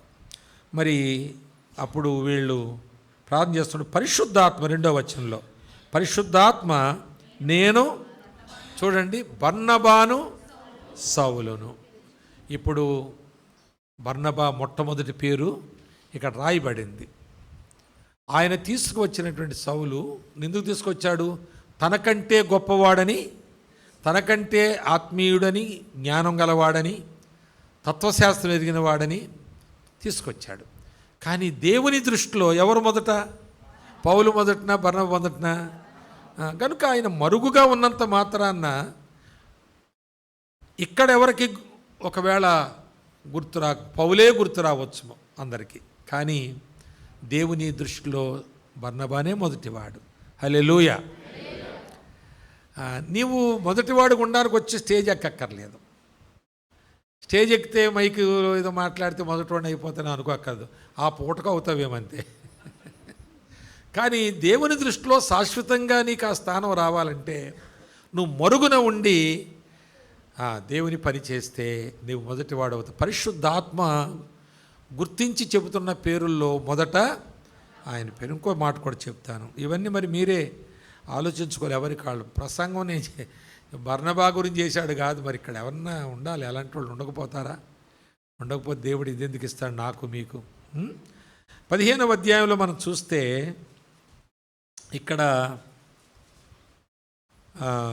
37వ వచనంలో, అప్పుడు మార్కు అను మారు పేరు గల యోహాను వెంటబెట్టుకుని పోవుటకు బర్నబా ఇష్టపడాను. కానీ పౌలు పంఫూలియాలో పని కొరకు తమతో కూడా రాక తమను విడిచిన వానిని వెంటబెట్టుకుని పోవుట యుక్తము కాదని తలంచి ససేమిరా ఒప్పుకోలేదు. ఆయన ఒప్పుకోకపోతే బర్నబా చాలా ఎమికబుల్గా ఏ విధమైన మరి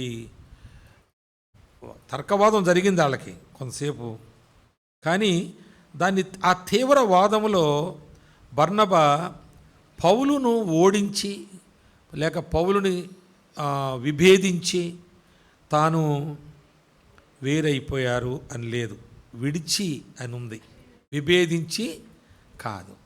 తర్వాత ఏం చేశాడు బర్నబాను మనం చూస్తే, మార్కు వెంటబెట్టుకుని వెళ్ళి మళ్ళా వెంటబెట్టుకుని పౌలు దగ్గర తీసుకొచ్చాడు. తర్వాత చాలా కాలం తర్వాత ఎలా తీసుకొచ్చాడో తెలుసా? ఆయన గురించి తిమోతికి రాసి అంటాడు.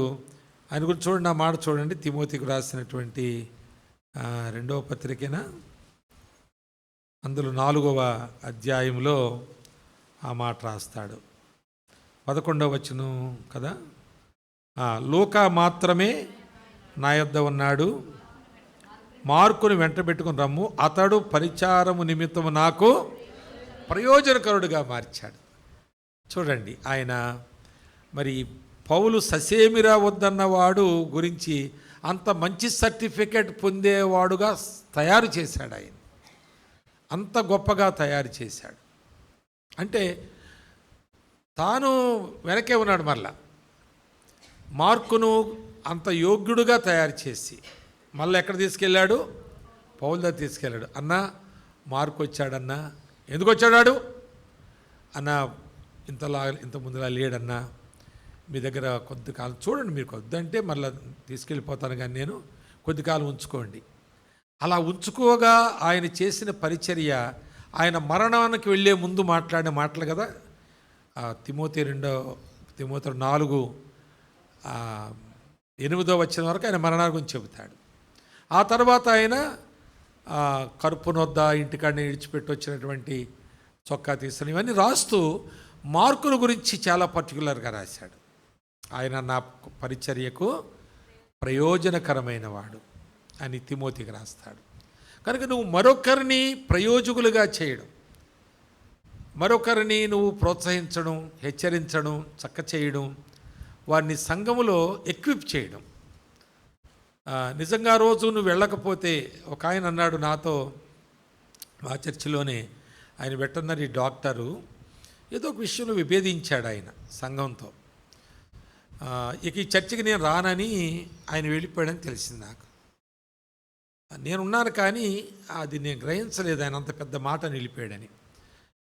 అయితే నేను వెళ్ళిన తర్వాత మీ సేవకుడు మీరే ఒకటిగా ఉండండి, ఇక నేనే కదా అన్నట్టు వెళ్ళిపోయాడు. నేను ఒక ఫోన్ చేశాను ఆయనకి. సరే, మొత్తానికి ఆదివారం వచ్చేసాడు, చర్చికి వచ్చాడు. చాలా కాలం పోయాక ఒక మాట అన్నాడు నాతో, అన్న ఆ రోజు మీరు ఆ ఫోన్ చేయకపోతే నేను ఎటుపోదునో ఏమైపోదునో అన్నాడు.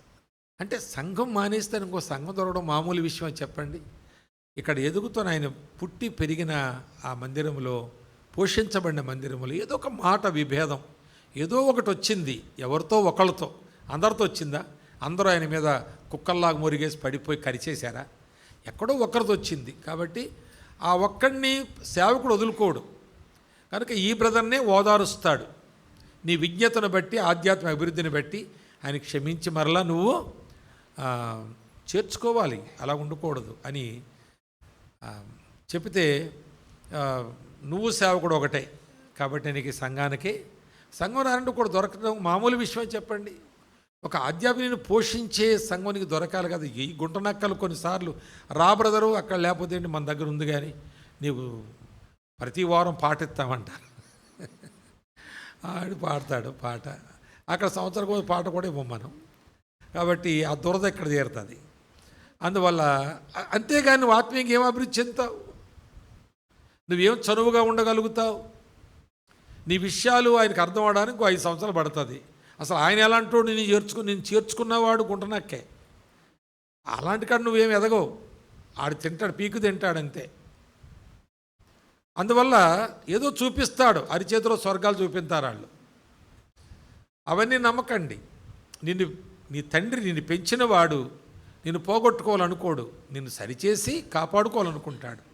ఆ సరిచేసే దగ్గర నువ్వు తప్పిపోతే నువ్వు ఇంకెక్కడ కాపాడబడు. ఇక్కడ కాపాడబడకపోతే ఇంకెక్కడ కాపాడబడవు. ఆ విధంగా మరి మనం ఆ విభేదించి వెళ్ళిపోవడం కాదు, విడిచి వెళ్ళాడు. ఆ విడిచి వెళ్ళుట అనే మాటలో ఈయనొక టైం పెట్టుకున్నాడు. నేను అన్నను కలుసుకోవడానికి 2-3 వారాలు టైం తీసుకుని, మార్కును పింఫలియాలో ఉన్నప్పుడు ఆయన చేసిన పని మంచిది కాదు, కానీ ఆ కుర్రోడు కదా అలా వెళ్ళిపోయి ఉంటాడు, ఏదో బెంగపడి వెళ్ళిపోయి ఉంటాడు అని ఆయన అనుకోడు. ఈయనేమనుకున్నాడు, అది ఈయన కొంచెం మనిషి పౌరుషం ఎక్కువ, పౌరు గారు ఆయన కరాఖండిగా మాట్లాడతాడు కనుక అన్న తీసుకెళ్ళాడు. వెళ్తా అన్నకు అంత కోపం తెప్పించావు మార్కు, ఆ రోజు నాతో ఎందుకు చెప్పలేదు నువ్వు? నేను అన్న దగ్గర పర్మిషన్ తీసుకుని పంపించేవాడు కదా నిన్ను, అలా విడిచిపెట్టి వెళ్ళిపోవడమేనా? అన్నకి ఎంత కోపం వచ్చింది? ఆయన గొప్ప దైవజనుడు, ఇప్పుడు చూడు మనం కొంతకాలం వేరే అవ్వడం ఎంత లోటు మనకి అని ఎన్ని అక్కడి నుంచే చెప్పుకుంటూ వెళ్ళాడు. అంతేకాని సేవకుని మీద విభేదంతో మాట్లాడలేదు. ఇంతదానికి అంతనాలా ఆయన అని అనలేదు. మరి సేవకుని అక్కడి నుంచే గౌరవిస్తూ మరలా తిరిగి ఆయన దగ్గరికి వెళ్ళి ఆయన దగ్గర ఒక ప్రయోజకుడైన పరిచారకుడని అలాంటి ప్రశంస పొందేలా చేశాడు. కానీ ఎవరన్నా వెనకబడితే సేవకుడి దగ్గరకు వచ్చి అన్న వదిలేయన్నా, వాడితే ఏంటి, ఒకడు పోతే మనకేంటి, మేమందరం ఉన్నాం కదా, ఈడు పోతాడు రేపు ఎప్పుడో, ఈడు పెద్ద దొరగాదు. ఇలాంటి మాటలు అనేవాళ్ళు అసలు ఆత్మీయులు కాదు. సేవకుడి దగ్గరికి వెళ్ళి అన్నా నువ్వు మాట్లాడిన మాటలు సత్యమే అవి, కానీ అతడు ఆత్మీయ బలహీనతను బట్టి వాళ్ళు ఎదగదాకపోవడం బట్టి నీ మాటను అపార్థం చేసుకున్నారు. కానీ అన్న నేను మళ్ళీ తీసుకొస్తాను, కొద్ది కాలం నీ నుంచి నేను ఎడబాటు కలిగి ఉంటాను, కొద్ది కాలం విడిచి వెళ్తున్నాను, వాడు మళ్ళీ పట్టుకొస్తాను అనే మనసుతో వెళ్ళాడండి ఆయన. అంతేగాని సేవకుడిని పోనీ అన్న కాళ్ళతో ఏంటి వదిలే అని అంటుంటాం మనం, ఏదో ఈయన సపోర్ట్ చేస్తున్నట్టు మనం. కానీ అది మంచి మాట కాదు. బర్నబా అలాంటి మాట అని ఉంటే ఆయనకి ఆ పేరు వచ్చేది కాదు. అలా ఆ అమ్మ నాన్న పెట్టిన పేరే మిగిలిన ఆయనకి. యోసేపు అని చాలా మంచి పేరు, మరి మనం ధ్యానం చేస్తాం కదా. కానీ ఆయన పరిచర్యకు ఒక పేరుంది, అది కొత్త పేరు. ప్రభువుకి అలా పేరుతో మనల్ని పిలవచ్చు. ఇక్కడ పేర్లు మార్చుకోవడం ఊరికే ఆతృత పడకండి. ఏ పేరుంటే ఆ పేరు ఉంచుకోండి, అమ్మ నాన్న పెట్టారు ఉంచుకోండి. మళ్ళీ ఇక్కడ చర్చిలో పేరు మారుతారు, ఎంఆర్ఓ ఆఫీసులో ఆ పేరే ఉంటుంది. ఆధార్ కార్డులో వాళ్ళు అయ్యే పేర్లు. ఇక్కడ క్రిస్టఫర్, అక్కడ కిష్టయ్య, ఏమో కృష్ణమూర్తి అంటారు. ఏమి లాభమయ్యి వద్దులే, వాటికేం పెద్ద తప్పేం పట్టుకోడు దేవుడు. ఆ పేరు ఎందుకు ఉంచుకున్నాను, నన్ను నమ్ముకున్నాక బాప్తీసం అప్పుడు మార్చుకోవద్దంటే కొందరు ఆశపడతారు, అన్న ఈ పేరు మరీ బాగాలేదన్నా కొంచెం అన్న అని అంటారు. కొన్నిసార్లు మా దగ్గర మార్చాము, ఎందుకో పదే అడిగితే సరే మరి నువ్వు ఏదన్నా బైబిల్లో పేరు సెలెక్ట్ చేసుకునిరా, అలా బతుకు, మరి పేరు మేము పెడతాం కానీ అలా బతుకుతున్నావో లేదో మరి నువ్వు చూసుకోవాలి, మేము చూస్తుంటాం అని వాళ్ళతోనే పేరు సెలెక్ట్ చేస్తాను నేను బైబిల్లో. మీరే సెలెక్ట్ చేసుకోండి, నేను పెట్టడం కాదు, అది అట్లన్నమాట. సరే మొత్తానికి అలాగే ఇప్పుడు ఏం పెడతలేదు మీరు అన్నట్టుగా. అప్పుడు తొలి దినాల్లో మరీ హనుమంతుడు ఇలాంటి పేరు ఉండేదన్నమాట. అదే వాళ్ళకి కొంచెం రాని ఇష్టమయ్యేది కాదు. అట్లా మాంకాళమ్మ, అది కొంచెం పిలవడానికి మనకు కూడా కొంచెం అభ్యంతరంగా ఉంటుంది కదా, అట్లా అన్నమాట. అలాంటి వాళ్ళు అడిగితే మేమేమి కావాలని మార్చలేదు. ఒకవేళ మేము ఈ పేరుతో పరలోకం వెళ్ళమేమో అని కాదు, కానీ ఆ పేరు పిలుస్తుంటే మాకు కూడా అంతా ఇష్టమవుతలేదన్నా దేవత దగ్గర పెట్టిన పేరు అనేది అంటుంటారు వాళ్ళు. సరే మొత్తానికి సమకూర్చుట అనేది చెదిరిపోయిన వారిని సమకూర్చుట, పొదేపోని అన్నట్టు కాదు, సమకూర్చుట. కొంతకాలంగా చర్చ రాకుండా మానేసిన వాళ్ళు దిక్కుమాలిన వాళ్ళుగా ఎక్కడెక్కడ తిరుగుతుంటారు వాళ్ళు. అలాంటి వాళ్ళు పట్టుకోవాలి మనం పోయి. ఉన్నారా అలాంటి వాళ్ళు ఎవరన్నా? రాసుకొని, పేర్లు రాసుకుని, బాధ్యత తీసుకుని, అందరినీ నువ్వే సంపాదించేవిలే, ఒకళ్ళిద్దరిని మొదలుపెట్టు, మిగిలిన వాళ్ళు కూడా రాసుకుని, వాళ్ళు ఎవరిని అటెండ్ చేస్తున్నారో వాళ్ళని చేయనిచ్చి, మిగిలిన వాళ్ళు నువ్వే అటెండ్ చేయి. మొత్తానికి ఆ విధంగా మరలా సమకూర్చాలి, దైవజనులు తీసుకురావాలి. మరలా నువ్వు కూడా వారితో కలిసి ప్రార్థన చేసి వాళ్ళని స్థిరపరచాలి. అక్కడ ఆ మాట కనిపిస్తుంది. తర్వాత ఇంకొక ఆలోచన కూడా నేను చేస్తున్నాను. అదేంటంటే, ఈ మార్కు అలా వెనక్కి తీసుకురాపోతే, ఈయన కూడా వెళ్ళి మళ్ళీ వెనక్కి తీసుకురాపోతే, మత్తయి, లూకా, యోహానే ఉండు మనకి. మార్కు సువార్త ఉండకపోను కదా. ఎంత దివ్యమైన కార్యం అండి, ఎంత దివ్యమైన కార్యం. మార్కుని ఎంత యోగ్యుడుగా సిద్ధపరిచాడు తనతో ఉంచుకున్న దినాల్లో. పౌలుకు అనుకూలంగా ఉండడమే కాదు, ఈయన యేసుప్రభు శిష్యుల్లో కూడా కాదు కదా, లూకా కూడా కాదు, యోహాను అని శిష్యుల్లో ఉన్నాడని చెప్పుకోవచ్చు. కానీ పరిశోధనలు చేశారు, లూకా కానీ మార్కు కానీ పరిశోధనలు చేశారు. వారి పరిశోధనల్లో యేసుప్రభును ప్రజెంట్ చేశారు. మార్కు ఒక సేవకుడుగా ప్రజెంట్ చేశాడు, ఎద్దు బండి మోసినట్లుగా. ఆ విధంగా యేసుప్రభు, అందుకే ఇక్కడ మార్కు సువార్తలో పుట్టుకలు అవి ఉండవు ఎక్కువ, సావులు పుట్టుకలు నుంచి ఆయన పట్టించుకోలేదు. ఆయన సరళంగా వెళ్ళిపోతే సేవలోంచే మొదలుపెట్టాడు ఆయన. కనుక ఆ పత్రిక చాలా ప్రత్యేకమైంది. తర్వాత ఇంకో విశేషం ఏంటి తెలుసా? మత్తయి కంటే ముందు, లూకా కంటే ముందు, యోహాను కంటే ముందు రాయబడిన సువార్త పత్రిక మార్కు సువార్తే. ఆ తర్వాత వాళ్ళు రాశారు.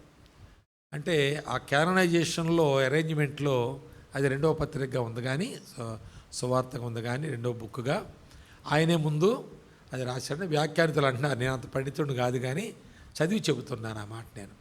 ఆ విధంగా ఆయన మొదటిగా ప్రభువు గురించి రాసేటప్పుడు ఆయన పుట్టు దగ్గర మొదలెట్టాలి, కానీ ఆయన పట్టించుకోలేదు.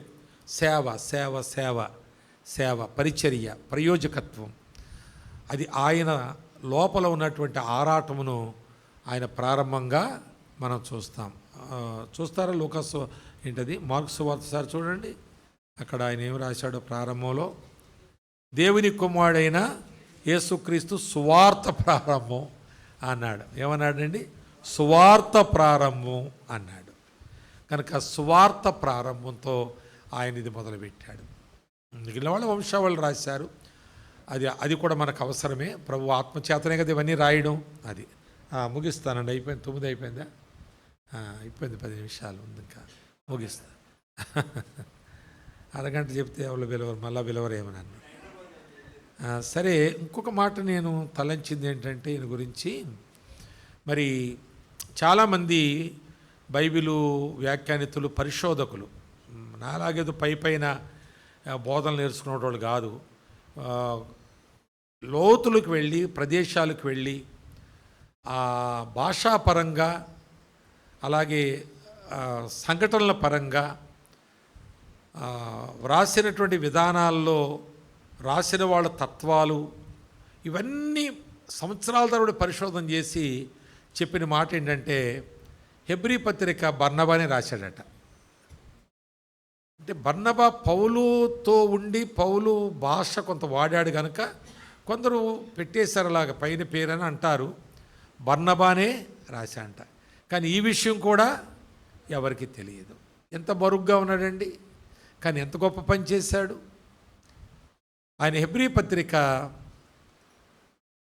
ఆయన వ్రాశాడని కూడా ఆయన కనుపరుచుకోలేదు. వెనక ఉండి గొప్ప కార్యాలు చేసేవారు ఎవరి దృష్టిలో ఉంటారు? అది మనుషుల దృష్టిలో పడాలి అనుకున్న వారు దేవుని దృష్టిలో పడకపోతే పెద్ద ఆశ్చర్యమేం కాదు. దేవుని దృష్టిలో పడాలని కూడా మనం ఏం చెయ్యం, మనుషుల దృష్టిలో పడాలని చెయ్యము, దేవుని దృష్టిలో పడాలని చెయ్యం. మనం ఇతరులకు మేలు చేయటం విసుగక ఉండాలి. మనం వారికి మేలు చేసే విషయంలో కొంత ఖర్చు అవుద్ది, కొంత కష్టం అవుద్ది, కొంత మనము నిందించబడతాం కొన్నిసార్లు. వాళ్ళ పక్షంగా మనం వ్యాజ్యమాడవలసి వస్తుంది. కొన్నిసార్లు వాళ్ళకి ఏదో ఒక అప్పు శోధన ఉంటే, మనం ఒక స్తోమత మనకుంటే మనం తీరుస్తాము. లేక కొందరు స్తోమత ఉన్న సహోదరులతో సంప్రదించి ఆ కుటుంబంలో కొద్ది అప్పు వారికి పెద్ద శోధనగా ఉంది, అది ఒక 1 lakh వరకు ఉండొచ్చు. మరి మనం కొంత వేసుకుని అది తీర్చి తర్వాత ఆయన కొంత ఇస్తే మనం తీసుకుందాం. ఇక్కడ ఇవ్వలేకపోతే మనము అతను బలవంతం చేయొద్దు. ఇప్పుడు అప్పు శోధనకు ఆయన ఎన్నో రీతులుగా ఆ ఇంట్లో ఉండి లేడని చెప్పించుకుంటున్నాడు, అబద్ధం. తర్వాత కొన్నిసార్లు లేకుండా పోతున్నాడు. తర్వాత చర్చికి కూడా రాలేకపోతున్నారు. ఇక్కడ వచ్చిన ప్రభు బలలో పాలిపబ్బులు పొందలేకపోతున్నారు. వాళ్ళు అనే మాటలు పడలేక ఇరుగు పొరుగులతో అవమానపరచబడుతున్నారు. కాబట్టి మనం కొంత సహకరిందాం అని. ఎప్పుడైనా అలాంటి ప్రయత్నం చేశారా? చేస్తుంటారు మీరు కొంచెం మంచి నడిపింపు గలవాళ్లే, మంచి వాక్యోపదేశంలో ఎదుగుతున్నారు కనుక చేసి ఉండొచ్చు. కానీ కొందరు చేయకపోయిన వారికి ఇదొక సలహా. మనం అలాగున తీర్చవచ్చు. కానీ ఆయన మనకు మళ్ళా తీర్చాలి, కృతజ్ఞత లేదు అది లేదని అనడానికి కాదు. తీరుస్తారు వాళ్ళు, తీర్చే కండిషన్ మీద ఇద్దాము. చాలా వరకు ఒకవేళ తీర్చేంత కాలం ఓర్చుకుందాము, తీర్చకపోయినా మనం వదులుకుందాము. ఏమండి, నష్టపోం కదా. మన బంధువులైతే, మన పిల్లలైతే మనం అలాగా త్యాగం చేస్తాం కదా. వడ్డీకి తెచ్చి కూడా కట్టేసి నెమ్మది కట్టుకుంటాం కదా. ఇలాగున మనం కొన్ని ఆలోచనలు చేయాలి. అంటే మరుగున ఉండాలి, కానీ ఘనమైన కార్యాలు చేయాలి. ఆ వ్యక్తులు ఎవరు చర్చకి రాలేకపోవడం కారణం అది అప్పే. అలాగని అందరూ అప్పులు తీర్చమని కాదు, అలాగని మిగిలిన వాళ్ళు మాపు తీర్చమని అప్రోచ్ అవ్వడం కాదు సంఘాన్ని. అది మళ్ళా సాతాను పని. అర్థమైందండి? నేను చాలాసార్లు చెబుతాను, నేను ఇచ్చింది మరలా నాకు రాకపోయినా నాకు తీవ్రమైన ఇబ్బంది కలగనంతే నేను ఇస్తాను ఎప్పుడైనా ఎవరికైనా. అది నా తీర్మానం. అది నాకు తీవ్రమైన ఇబ్బంది కలిగించకూడదు. తర్వాత వాళ్ళు ఇవ్వలేదని వాళ్ళని నేను బాధ పెట్టకూడదు, విరోధులుగా ఎంచుకోకూడదు.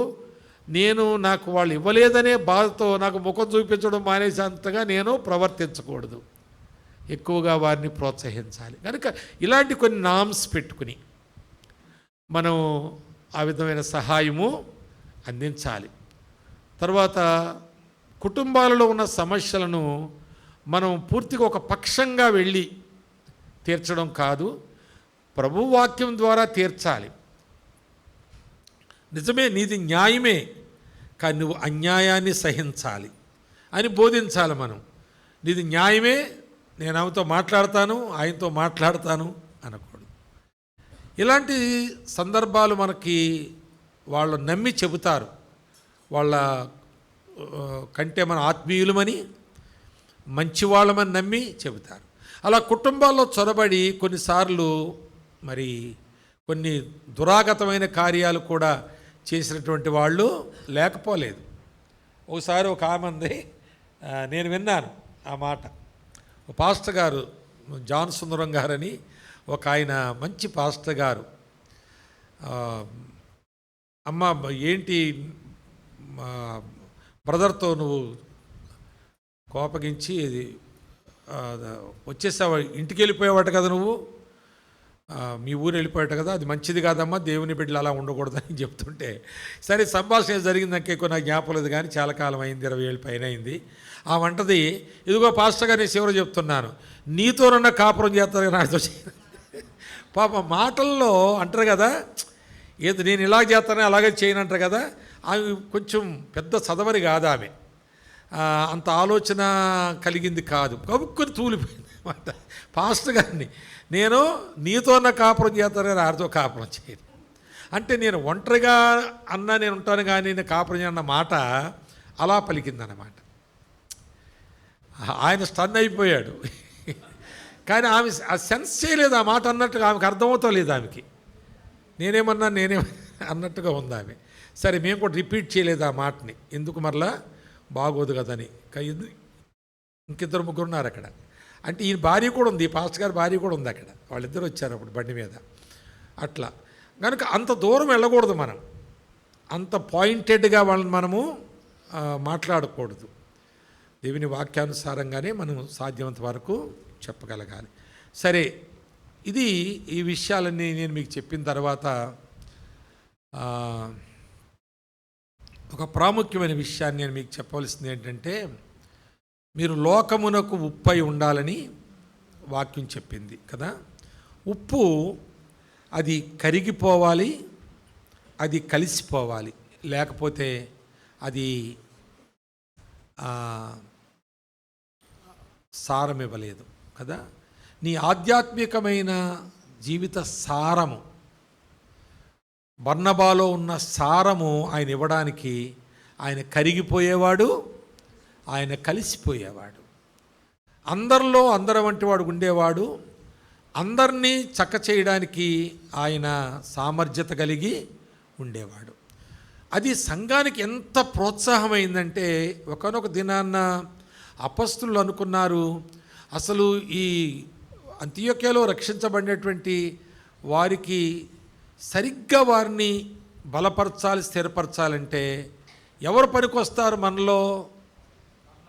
బర్నబానే పనికొస్తాడు అని యునానిమస్గా అందరూ ఆ తీర్మానము చేసే మనస్సు వాళ్ళు కలిగినట్లుగా ఈయన ఆ పేరు సంపాదించుకున్నాడు. కనుక దేవుని సంఘములో వచ్చిపోయే గాలి మనుషుల్లాగా, గాలి విశ్వాసులు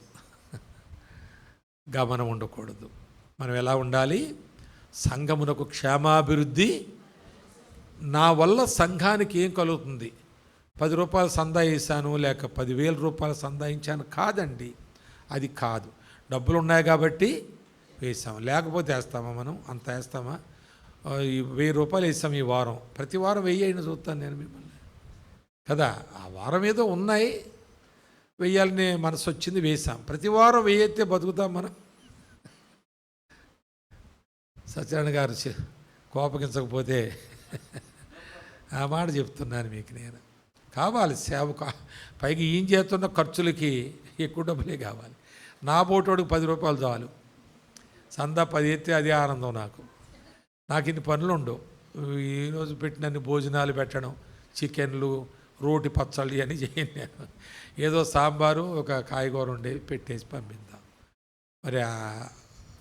కాబట్టి మనము ఇవన్నీ మేము చేస్తున్నాము, మేము ప్రొద్దుటే వచ్చాము, వంటలు చేసాము, మేము కాంట్రిబ్యూట్ చేసాము, డబ్బులు ఇచ్చాము, ఇవన్నీ ఉండొచ్చు. కానీ నువ్వు మరుగుగా ఉండి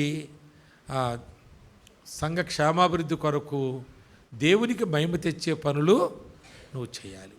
అందులో నీవు కరగకపోతే, అందరితో కలవకపోతే నీవు నిస్సారమైన ఉప్పుగా మిగిలిపోతావు. నీ క్రైస్తవ జీవితం బయట పారవేయబడుతుంది, మనుషులు దాన్ని త్రొక్కుతారు. అందుకు తప్ప ఈ గాలి విశ్వాసులకి ఎందుకు పనికిరారు. కనుక ఇక్కడి నుంచి దేవుని సంఘములో నీ పని ఏంటో, నీ ప్రత్యేకత ఏంటో దాని కొరకు ప్రార్థనాపూర్వకంగా నీవు తీర్మానం చేసుకోవాలి. తల్ల వంచండి, మరి ప్రార్థన చేసుకుందాం.